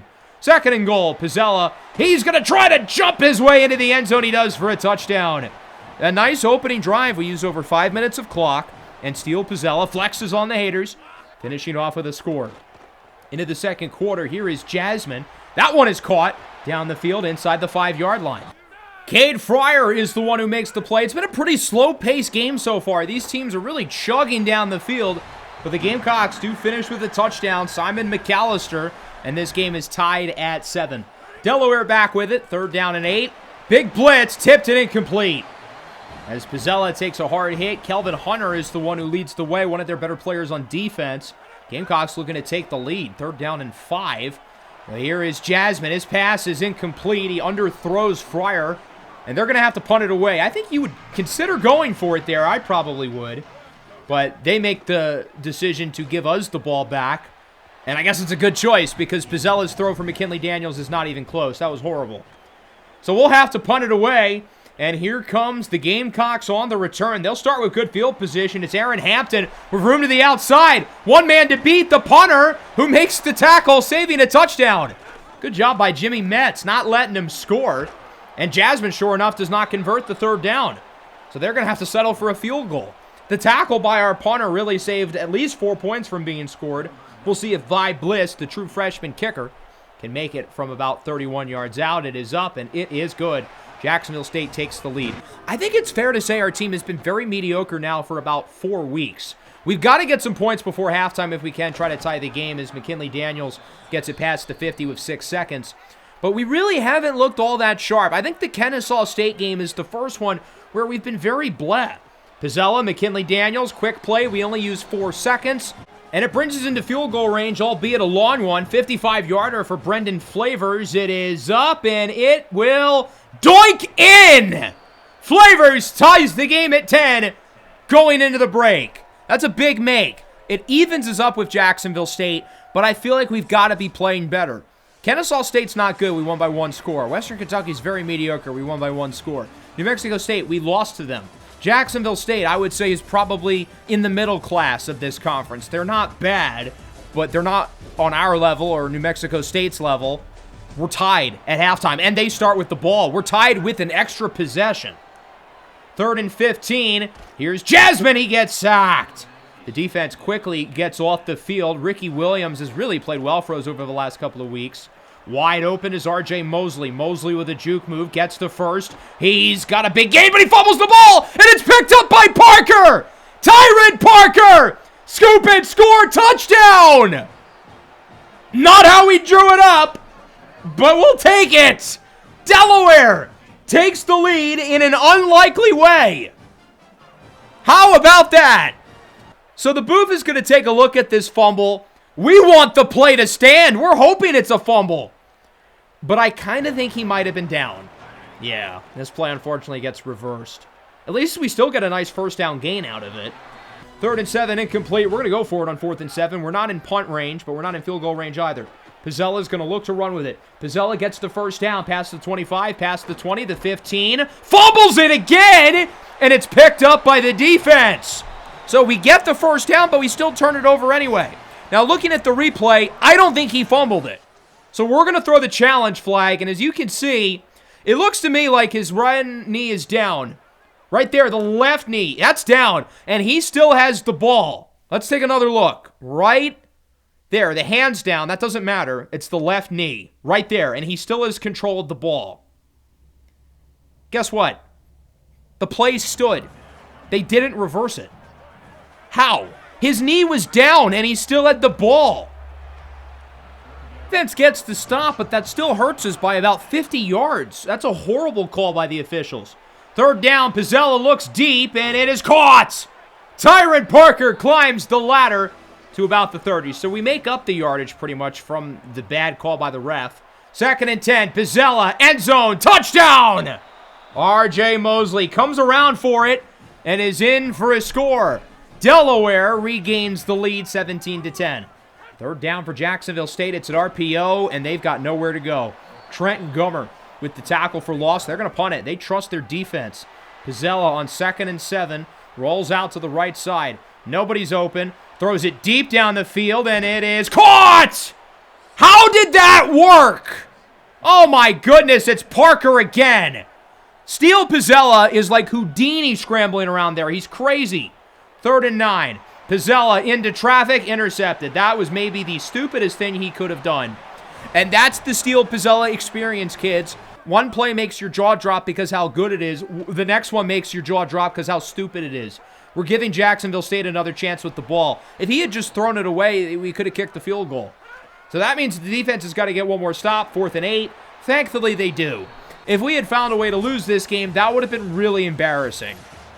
So it's a good thing the defense really did Pizzella a solid there, and we get the win 17-10, improving our record to 9-2. And now, hey, we can start a new win streak. Pizzella wins the player of the game. He probably shouldn't. He turned it over twice. One of them was a bad call. The other one was maybe the worst decision by a quarterback I think I've ever seen in my entire life. Defense played really well, though. It's hard to be upset with how they looked. The offense, though, was not the great. When would Flavors have thrown a 27-yard pass? I have no clue what that's about or when that would have happened. But, sure. When did Terrell Brady catch a 27-yarder? That never happened. Is the game smoking? I don't know. Whatever. We got the win. That's all that matters. 17-10. And we improved to a record of 9-2. We match our win total over each of the last 2 years. Now we're looking to break that total and get into the double digits with FIU. The winner of this game goes to the conference title. The loser does not make it. So the stakes in this game are very simple. The winner will play against New Mexico State, who's currently 6-1 in conference play. We're 6-1. FIU's 5-2, and everybody else has at least 3 losses. Right now, New Mexico State is the tiebreaker over us. So they're in. This game determines the second spot. Because if we lose, we're even with FIU. We would not have the tiebreaker over New Mexico State or FIU. So it would be those two who play against each other. And if we win, then obviously we're ahead of these guys in the standing. So it's pretty simple. Right now, they're 7-4, 5-2 in conference play. They've won 2 in a row, and their offense has been really, really good, as you can tell by some of these scores since the bye week. Most of their best players are skill position guys, with wide receiver Amari Isaac and Avion Chenault. They will not have their starting running back, though, so it'll be Devontae Lyons, who's their starter. A new quarterback for them, redshirt freshman Jeff Feeney, who can run a little bit with 83 speed. They've got a really, really good group on offense, and it feels like they're truly clicking right now. Our defense, though, is coming off one of their better games of the year against Jacksonville State, where we only scored 17, but we still found a way to win. FIU's given us some hiccups over the last couple of years. They beat us back in Season 1. These guys are no easy test. They're one of the best programs in this conference. For a spot in the Conference USA title game, McKinley Daniels making these defenders dance out of their shoes, juking his way for a first down. I think that was a 2nd and 15 as well. That was a long gain. Now 2nd down and 2. Pizzella looking down the field for Parker. He's got it. Touchdown, Delaware. Tyron Parker, for being the wide receiver 3 on this team, you could argue he's been our 3rd best player this year. I mean, our receiving room is crazy. FIU keeps it on the option. Fumble! Picked up by the defense. DeMarco Daniels with the hit, and Kenny Wosley recovers. A big takeaway for the Blue Hens. Can we capitalize? 3rd and 4. Whoop! Juke move. Touchdown. Matthew McKinley Daniels. What a start for Delaware. It's 14-0. So what's interesting about that fumble is it wasn't their starting quarterback, Jeff Feeney, who was in the game. This is Brian Moore. He's their 3rd stringer. Why is their 3rd stringer in the game? I don't know. He's picked off in the secondary by Kane White Tinsley following his blockers near the 30. My first instinct was to assume the 2 guys rated ahead of him were hurt. Nope. They're both healthy. I have no clue why this guy's in the game, but he's already turned it over twice. 3rd down and long. Pizzella unable to create magic this time as it's incomplete, and we will move to the following FIU possession. 3rd and 15. Brian Moore is still out there. He scrambles. He fumbles. It's picked up by the defense. Ricky Williams recovers on the force by Tui Tele. FIU is starting their 3rd-string quarterback for no reason, and on their first 3 drives, he's turned it over on all 3. Here's Pizzella with a nice run. He fumbles it. But luckily, we pick it up on offense. That would have been a real shame. Maybe the final play of the quarter. Pizzella's going to scramble on the run. End zone. Touchdown! Tipped and caught by Matthew McKinley Daniels, who's had a huge first quarter. His 2nd touchdown at the game. A chaotic start, but we're up 21-0. So I'm not complaining. Brian Moore is still in the game. Is their coach insane?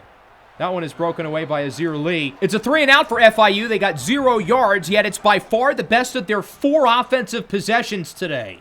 That's crazy. Here's Pizzella. Scrambles past the 20. He's going to run out of bounds. Wants to avoid the hit. 7 carries, 67 yards. 1st and goal. What a catch! One-hander for McKinley Daniels. It's a hat trick. His 3rd touchdown of the first half. And for this basically deciding one of the spots in the conference championship, this game is stunning. Another interception. Kane White Tinsley with his 2nd of the first half. I cannot believe what I'm watching. Delaware has been mediocre for like 5 weeks in a row. And now against the 3rd best team in the conference in their building, we're doing this. McKinley Daniels, another crazy catch. Gets us to the 10. Now at the 5. 2nd down. Wide open. Galacco. Touchdown. Delaware leads it 35-0 going into the break. FIU has had 6 possessions.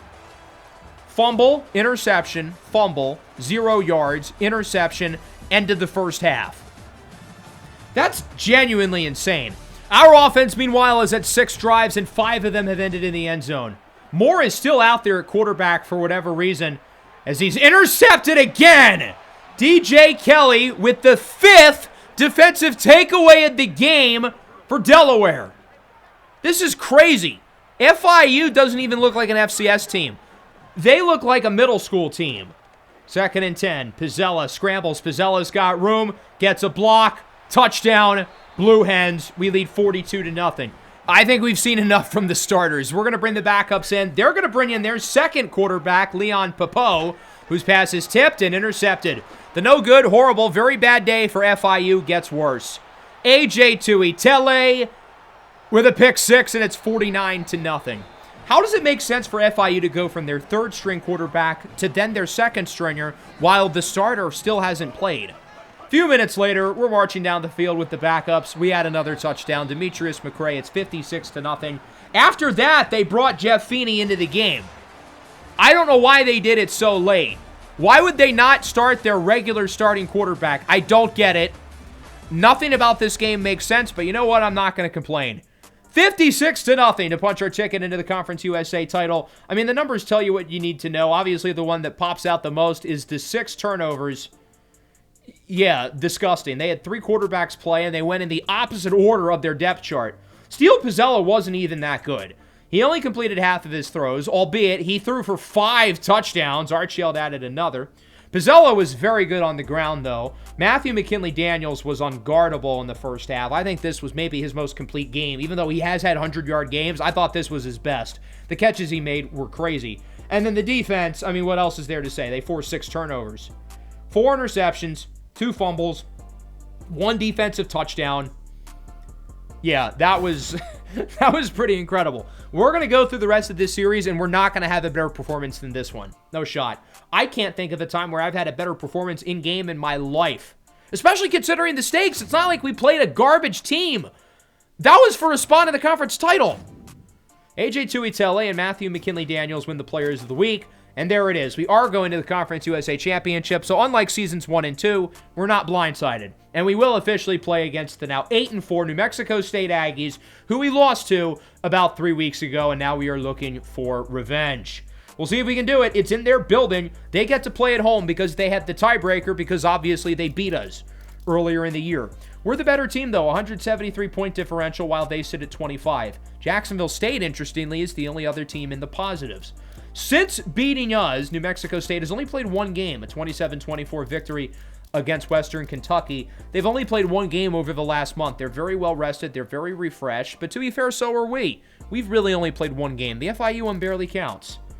We know what these guys are. It's Carson Boyd, who leads the way at quarterback. Will third times be the charm? We lost to him last year. We've lost to him this year. Is there a chance we can make the playoff? The answer is yes. There's absolutely a scenario where we get in. So I think the winner of the Big 12 game between Colorado and Kansas State will get in. But what about the group of 5? That's where things get kind of interesting. Michigan State's at number 1, and their team rating is 5 points lower than ours. Huh. So let's dissect this scenario for us to make the playoff, because it's very unlikely, but it is possible. For reference, we're the first team out of the media poll, so I assume for the college football playoff rankings, it's pretty similar. Colorado State or Kansas State will get a spot, but we would need Boise State, who's currently the group of 5 rep, to lose to Oregon State. We need New Mexico to lose, Arkansas State to lose, and UAB to lose. Those are the 4 group of 5 teams currently ranked. What helps us is all of them are in separate conferences, so none of them are playing against each other, so they can all theoretically lose. We're essentially 5th up on the list to make the playoff. We need all 4 of them to lose. It's not that we need one, it's not that we need a combination. We need all 4 of them. So it's very unlikely, but it is possible. Third down and 12. Boyd scrambles around under pressure. We know this is his game. He does not get the first, though, and that'll lead to a punt. When we played against New Mexico State just a couple of weeks ago, the offense was not the problem. Yeah, we turned the ball over in double overtime, but the offense is the reason why we got that far to begin with, scoring 38. Pizzella on third down. It's caught, but not in bounds. Good effort by McKinley-Daniels. We're going to keep the offense out on the field and go for it. Pizzella scrambling. Nobody's open. We had the running back open late, but could not get it off in time. No, RJ! Knee cartilage tear. Out for the year. That's horrible. That's one of our best players. And New Mexico State now is moving it down the field. They've got it inside the 10. Boyd hands it off. Touchdown for Peppers. And the Aggies strike first. It's River Peppers who makes it 7-0. So the receiving room looks a little different with RJ Mosley done. As Pizzella is sacked on 2nd and 1, unable to escape away. Vi Joy brings him down, and it's 3rd and 8. Pizzella looks to throw it. It is caught, but he's not going to be able to get the first. That's a freshman, Justice Hammer, who's going to play a lot more with that injury. 3rd and 15 for Boyd, nearing the 2-minute timeout. Boyd on the run. It's caught! Wide open! How was he that uncovered? It's Matt Banks, who had the crazy touchdown catch in overtime in the game a couple of weeks ago. 3rd and 3. Boyd. That one is caught. First down. Nice hands. Like glue. It's London Smith who makes the play. And then 1st and goal. Touchdown for New Mexico State. That's Aiden Flora with the score, and it's 14-0. We've got 11 seconds trying to move it down the field. Pizzella looking deep for Hammer. He makes the catch. Wait, what? No, he had the ball in his hands for 5 seconds. How is that not a catch? Are you kidding me? Who are these officials over the last 3 weeks? They have to be the biggest idiots on the planet. How many calls are we going to get screwed over by? We're just going to run the ball. No more funny business. Just go into the break. Not a good first half at all. When we lost to these guys a few weeks ago, the offense was far from the problem. The defense is really the reason why we lost. Today, the defense hasn't been great, but the offense is really struggling. We haven't scored. We're coming off a game against FIU where we scored 56. The offense had a touchdown every time they got on the field except for once. What happened? These guys aren't that much better.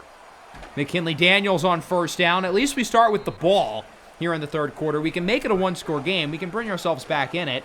Up the middle, here is Coleman fighting for yardage. He fumbles the ball, but it's picked up by the offense. Thank goodness. That would have been really bad. Second down, play action. Here is Pizzella under pressure, scrambles to the right side. Pizzella's got room to run, and he'll take it. Pizzella past the 25 to 20. Look at him limping practically down the field, giving everything he's got to this team. Second and 1. Oliver Lundberg Coleman into the end zone for a score. And so Delaware finally gets points at 17-14 late in the third. It's a 4th and 3. They're going to go for it. Handoff up the middle, and they don't get it. That's the running back, Javier Rossi, who is short. Tavian Branch brings him down, and we'll get it back on offense. Only down by a touchdown. Direct snap for Coleman. Coleman, first down, stiff arm inside the 10. And we are certainly in striking distance to tie this game up. First and goal, play action. Pizzella fumbles the ball. Catch it. Pick it up. No! It's recovered by New Mexico State. And they are going to take it all the way for a scoop it score. Vi Joy with the force. Eric Matthews with the touchdown. Why are all of Steele Pizzella's turnovers like objectively hilarious plays? Like they never look normal. There always has to be like Tom and Jerry-esque theatrics. 3rd and 10, Pizzella is sacked, and we've got to go for it on 4th down. The games might be on the line here. 4th and 19, Pizzella on the run. He's going to throw it down the field, and it is broken away perfectly in the hands of Parker, who cannot hold on. They're down and 4. It's not looking good for Delaware as we get the stop. An interesting 4th and 1. They're going to punt it, so we get it back on offense. Pizzella on 1st down, on the run, down the field, intercepted. Tevin McQueen picks it off. At this stage in the game, down by 14, we're desperate. We kind of had to throw it up, hope for some luck. I can't really blame him as much for that throw, but they're now probably a 1st down away from ending this game. 2nd and 4th, a 2-minute timeout. Handoff up the middle, and that's that. A 1st down run for Brett Harris, and that's going to do it. Delaware does not get revenge, and for a 2nd straight season, the New Mexico State Aggies are Conference USA champions. 21-7, your final score. And this is certainly a really weird feeling for us. We go to a record of 10-3. 0-2 against these guys specifically. We're now 0-3 against Carson Boyd. I don't really know how to feel because we're obviously the best team on paper in this conference. The fact that we didn't win it, does that make this season a failure? Yeah, we have 10 wins, but we're better than everyone on the schedule. That was the expectation. The expectation was that we win this conference. And we didn't. We fell short. Carson Boyd owns us. He's played really well in all 3 games that we've played against him. Whereas Steele Pizzella was horrible. He was not good at all. 3.6 yards per attempt. We could not air it out. He was not very accurate. He turned the ball over twice. He didn't play good whatsoever. The run game was pretty good. Coleman was impressive. I think the injury to R.J. Mosley really hurt us because he's been so good. I think over the second half of the year, R.J. Mosley has probably been our best overall player. Defensively, it's hard to be that upset. We only allowed 21 points. One of those touchdowns was a defensive score, so the defense really only allowed 14. The defense was at fault when we played these guys earlier in the year, but this go around, it was definitely the offense. I mean, look at these team ratings. New Mexico State's only a 69. That's tied for the 2nd highest in the conference. We're an 82. There's no excuse to have not won this conference easily. But the fact that we didn't is a really bad look. A.J. Tuitele does win the Conference Defensive Player of the Week, and Matthew McKinley-Daniels, who had honestly one of his lesser games statistically, wins it on offense. That's how bad the 2 offenses were. 4 catches for 45 yards is enough to win Player of the Week. That brings us to our bye week. Obviously, there's no shot at the playoff, and to be completely honest, this is not a playoff team anyway. We'd get blasted in the first round, so it's fine. This is what's interesting, though, with Cheeseman. It says he's at risk of flipping, but if you look at the bottom right, it says he is signed to Delaware. So, what does that mean? I don't know. We'll find out in a couple minutes. The Heisman Trophy winner is quarterback Bird Ficklin at Oklahoma, 26 passing touchdowns. I think he also had 16 rushing touchdowns. That explains why he won it with those numbers. Tyron Parker wins the Jet Award as the best returner. I don't know if I agree with that, but I'm not complaining. That punt return against Middle Tennessee was cool. We are going to the Cure Bowl, interestingly, against Ball State. And Coach Kieran Riddle gets a well-deserved contract extension, even though he forgot about that timeout at the end of the first half against Kennesaw State. I find it interesting that we're going to the Cure Bowl, though, because I thought this game was reserved for the Conference USA champions. When we won the conference last year, in season 1, that's the game that we ended up making. We were projected to make it pretty much the entire season because we were always projected to win the conference. New Mexico State, meanwhile, is going to the New Orleans Bowl, where they will play against Georgia State. I think it would have been more fun to go to a different bowl game, but I think Ball State's a lot better than Georgia State. I think we're going to get a really interesting game. Boise State ended up getting into the playoff. They got in at 12-1, and Kansas State gets in with the final spot at rank number 21. So even if we had won the conference title, we wouldn't have gotten in. Heck, even if we won both games against New Mexico State and finished 12-1, I don't think we would have gotten a spot in. I think the only way would have been to go undefeated. So I think our playoff chances honestly really ended right away when we lost to James Madison back in week 1. Checking out our board here on signing day, I can confirm that both Cheeseman and Bruner have both signed with us. They both have impact development trait. Neither of them are making a dime in NIL. Good work, fellas. So let's check out Ball State, who went 9-3. They're a really, really good team. I mean, they've got some ball players on this squad. They beat Penn State at Happy Valley in week 1. That should tell you what you need to know. They started the year 7-0. They've gone on a little bit of a dry spell since, but in their most recent game, they scored 54. They've got some really good players on offense. DJ Young is very talented, but the guy to really watch out for is Elisha Durham. He leads college football in receiving yards. Not a single player is more. This is one of the best receiving duos in the country in terms of talent. They've got a good number 3. They've got a good running back, and God's power, Nwauhe. I'm definitely naming my son that. That goes hard. Ryan Rivers is their quarterback. He threw 31 touchdowns this year, nearly 4,300 yards. Their offense is genuinely one of the best in college football. They are loaded with talent. We do, of course, have a new injury. R.J. Mosley will not be with us for the bowl game with the knee injury he suffered against New Mexico State. The one good thing is that we do get to see some new faces at receiver. We get to see more Demetrius McCray. Justice Hammer's rating has gone up a lot this year. He's an 82. He's going to play a ton. I think he's a guy who we're really going to build around over the next couple of years. And obviously, we're going to see plenty of Parker and plenty of McKinley Daniels. We'll probably see more of Ty Salazar as well. It sucks that we're going to be without Mosley, who, again, I think has been our best player in the second half of the year.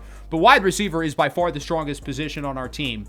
Final game for our seniors, all 3 of them. Not exactly a long list, but we do have a couple starters in there. Kenny Wosley's become one of my favorite players on the roster over the last couple of years. And Nino Francavilla has been our starter at center since we landed him in the portal back in year 1. On to the Cure Bowl, looking to win this game for a second time in 3 years. We beat Sacramento State 38-0 here in year 1. Jalen Bonds loses a yard. Bonds began his career at Ball State. It's a revenge game for him. We're going to go for it on 4th and 2. Pizzella, what was that? Jalen Bonds was wide open, but miscommunication forces a failed 4th down conversion. 3rd and 7. Here's Rivers scrambling around, and he is sacked on the play. Tavius Branch brings him down, amongst others. And we'll get it back on offense late in the quarter. Play action. Here is Pizzella on the run. Hoists it up for McCray, who gets it near the 30. We do have an injury, though, on the offensive line.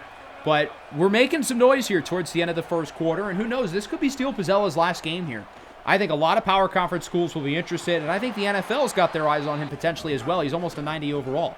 Good throw up the seam, now into the second quarter. First play of the quarter is a rushing score for Pizzella, and it's 7-0.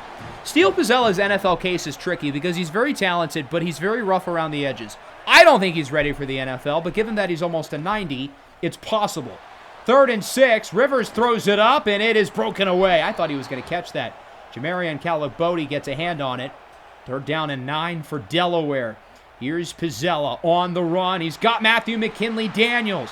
Past the 30, 25-20, 15-10. Jukes 3 defenders and is in for a touchdown. What a play by Matthew McKinley Daniels. And the Blue Hens make it 14-0. Who knows that this is it for McKinley Daniels here as well. He might declare for the NFL, follow in the shoes of Brandon Raymond. Or maybe he goes in the portal. There will be a lot of interest in him.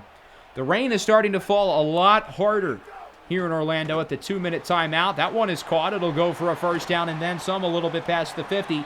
Ball State's offense trying to get some mojo. That one is hauled in by Elisha Durham, college football's receiving leader. On 3rd down, good run by Rivers. Takes a hit to the head. I feel like that might be a taunting, but I'm not complaining. It's not like the officials throughout the second half of the year have been good at all in our favor, so we're kind of due a call. 2nd and 11, Rivers floats it up out of bounds.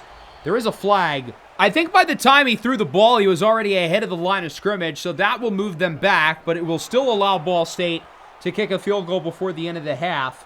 It's going to be a little bit longer now. It's a 39-yarder for Jonathan Demas.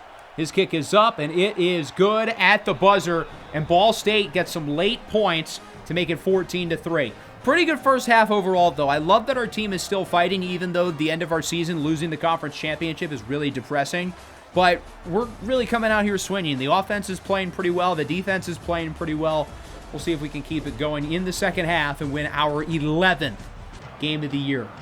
3rd down and 7, Ball State will start with it as Rivers will look to throw it. Rivers under pressure, hit as he throws incomplete. Good work by the defensive line to get home. The rain has stopped. Our offense has not. Moving down the field, 2nd and 11. Pizzella on the run, end zone, touchdown! Maddox Sills, an unlikely scorer. I don't think he's caught a pass the whole year, let alone a touchdown. But he makes it 21-3 late in the third. 3rd down and 3. Short throw, nowhere to go. DeMarco Daniels with the tackle for loss as Wosley is dinged up. I would hate to see him get hurt, given that, he's obviously one of our 2 seniors. Field goal unit is out. 44-yarder for Jonathan Demas, and it's 21-6. We're still up by 15 points, though, as we get the ball back later as this game moves along, getting closer to the 4th quarter.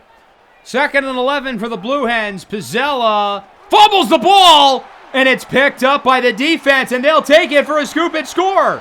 Rudy Randolph with the touchdown off the force by Jaden Williams.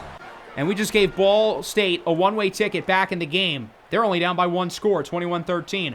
Final play of the third. Wide open is McKinley Daniels. Past the 30, past the 25. A big gain for Matthew McKinley Daniels, who's got 111 yards in this game. Into the 4th. Here's Oliver Lumberg Coleman. First down, past the 10, past the 5, into the end zone for a touchdown. So despite the bad turnover, allowing a defensive touchdown. There have been so many defensive touchdowns in today's episode that we've gotten and that we've allowed. That time, the defensive touchdown is negated by a nice possession and score by Coleman, and we're right back up by 15. 3rd and 9, Rivers on the run, gets the first down, and he slides near the 30. Ball State's not out of this game if they play their cards right. 2nd down, that one is caught. 1st and more! What a move! It results in a touchdown. It's Dawson Pugh, the senior receiver. He's the number 3 behind there's 2 stars. It's only a 1-score game, 28-20. Pizzella, play action, looks to throw it into traffic, intercepted. That was maybe the stupidest decision I've ever seen. I thought one of the interceptions earlier in the game was that. Nope, I think it's this one. Lucas Zimborski picks it off, and we're handing Ball State this game on a silver platter. We're letting them back in, but we're not letting them stay in. DJ Kelly picks it off. Kelly down the field, 40, 35, 30, 25, 20, 15, 10, wrapped up at about the 6. We had Kelly slow down kind of intentionally there. I wasn't going to intentionally not score. If he got to the end zone, I would have let him get the pick 6. But this is the best case scenario because it allows us to choose some clock. 3rd and goal, touchdown for Oliver Lumberg Coleman, his 2nd of the quarter. We tried to hand Ball State the game, but we're back up by 15. 3rd down and 10 for the Redbirds with 2:40 to go. Rivers up the middle. It's broken away. Trenton Gummer in coverage. 4th and 10 now. They will, of course, elect to go for it. Rivers looks to throw it under pressure. Hit as he throws incomplete. Defense gets a stop, and I think we're just about safe. But there's one more thing I want to make sure of. Remember, Jalen Bonds comes from Ball State. I want to get him some more touches against his former team. Gets a 1st down conversion, and then he scores a touchdown against his old squad. Bonds' future is uncertain here, just as pretty much everybody's is. So I'm happy we were able to get him that moment against his former team, as that one is intercepted by Kevin Moore as some final insurance. Another interception for Delaware. We can kneel out the clock, end this game. We have won the Cure Bowl again for the 2nd time in 3 years, and we finish year number 3 with a record of 11-3. Was it a successful season? I don't really know. Because, yeah, we won a lot of games. 11 is plenty. We had a bunch of guys have really, really good seasons. but we lost to New Mexico State twice. We lost to them in the conference championship. That was really the number one realistic goal going into the year, especially after we didn't do it last year. And we fell short of that. Looking at the numbers, Pizzella had a really good game, minus the interception, which it's like, why did he throw that pass? But otherwise, he was really good, really efficient. Coleman scored twice. Pizzella, good game on the ground. Bonds, of course, with the touchdown. McKinley Daniels was very impressive. And Justice Hammer had a pretty big game. I'm excited to see him in a bigger role. I'm assuming our top 3 receivers all won't be back next year. Hopefully 1 or 2. But it opens the door for a guy like Hammer to ultimately play a lot more. So we've won the Staff DNA Cure Bowl once again, our second time doing so. And now that brings us to the end of the year. Let's see who ends up winning the College Football Playoff National Championship. It's Alabama, 63 points against USC. I guess it makes sense. Keelan Russell is like 3 rating points higher than any player in the entire game. Not any quarterback, any player. He leads Alabama to the title. Boise State beats Ohio State in the first round. Alabama beats UCLA 52-0. Good Lord. Yikes. So in the final media poll, which you can see on screen, we unfortunately are not ranked. We're the first team out. In the coaches poll, though, we're not getting votes because we're in the top 25. We are number 25 here, and as you can see, we're now a 2-star prestige. So we did move up in prestige, which certainly makes this season a little successful. Even though we're disappointed, we didn't really hit the end goal of winning the Conference USA. Our prestige is higher, and it was a really fun year. We bounced back after that really bad JMU loss. The Sam Houston game is an instant classic, the game of the series so far. We had our ups and downs in the middle of the year. The first game against New Mexico State was really exciting, even though we lost 56-0 against FIU. Certainly one of my favorites of this series. And then we won our bowl game against Ball State. We now have 1,710 points. What's that, about 150 more than last year? So really not that many. And given that our entire team is not seniors, we've got a lot of guys to pay. And a lot of guys want a raise. This was the concern I've had going into the year. I knew we were not going to be able to run it back after this season because we've got all these guys wanting upgrades. There are not that many high-risk players, though.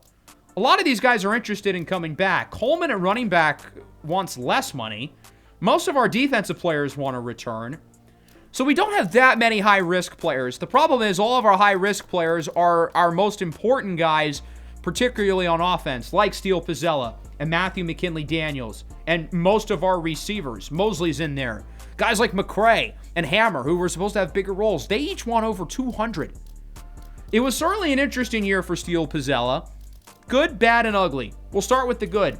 9.5 yards per attempt. That's a lot. In terms of guys who started regularly, that was second behind Malik Washington. Net yards per attempt above 8. Only Malik Washington and Ty Hawkins had more. So the offense was so efficient when Steele Pizzella threw the ball. The problem is he had a lot of hilarious turnovers in terms of interceptions, in terms of fumbles.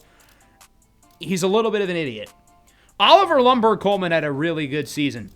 I'm surprised his NIL asking price has been cut in half. I thought he was going to ask instead of for 30 for like 130. And you know what? I would have probably given him that. So I don't really have any questions if he's going to be back, but I'm not sure about the receivers. I want to keep these guys. Our top 3 were so good that nobody else had more than 10 catches. That's how much we leaned on these top 3, and they were awesome. McKinley Daniels over 1,000 yards. Mosley had above 700. Parker nearly at 700. They were literally 3 of the best players on our team. The offensive line showed some good things. The defense had their ups and downs this year, but we had a lot of guys play well. Jeremy Hurd had a game with 4 sacks. Nobody on the team had 4 sacks. That's pretty wild to think about. Tuitele was a good addition in the portal. Kelly was really good. Flavors had his moments. He had the one game where he missed 4 kicks. So we've got some decisions to make in the next episode. I'm curious to hear what you guys think we should do down below in the comments. And as I mentioned in the pinned comment, it's going to be a quick turnaround. Next episode will most likely be Wednesday. So make sure to stay tuned for that. Hope everyone enjoyed. Make sure to leave a like. Subscribe if you're new. Peace out.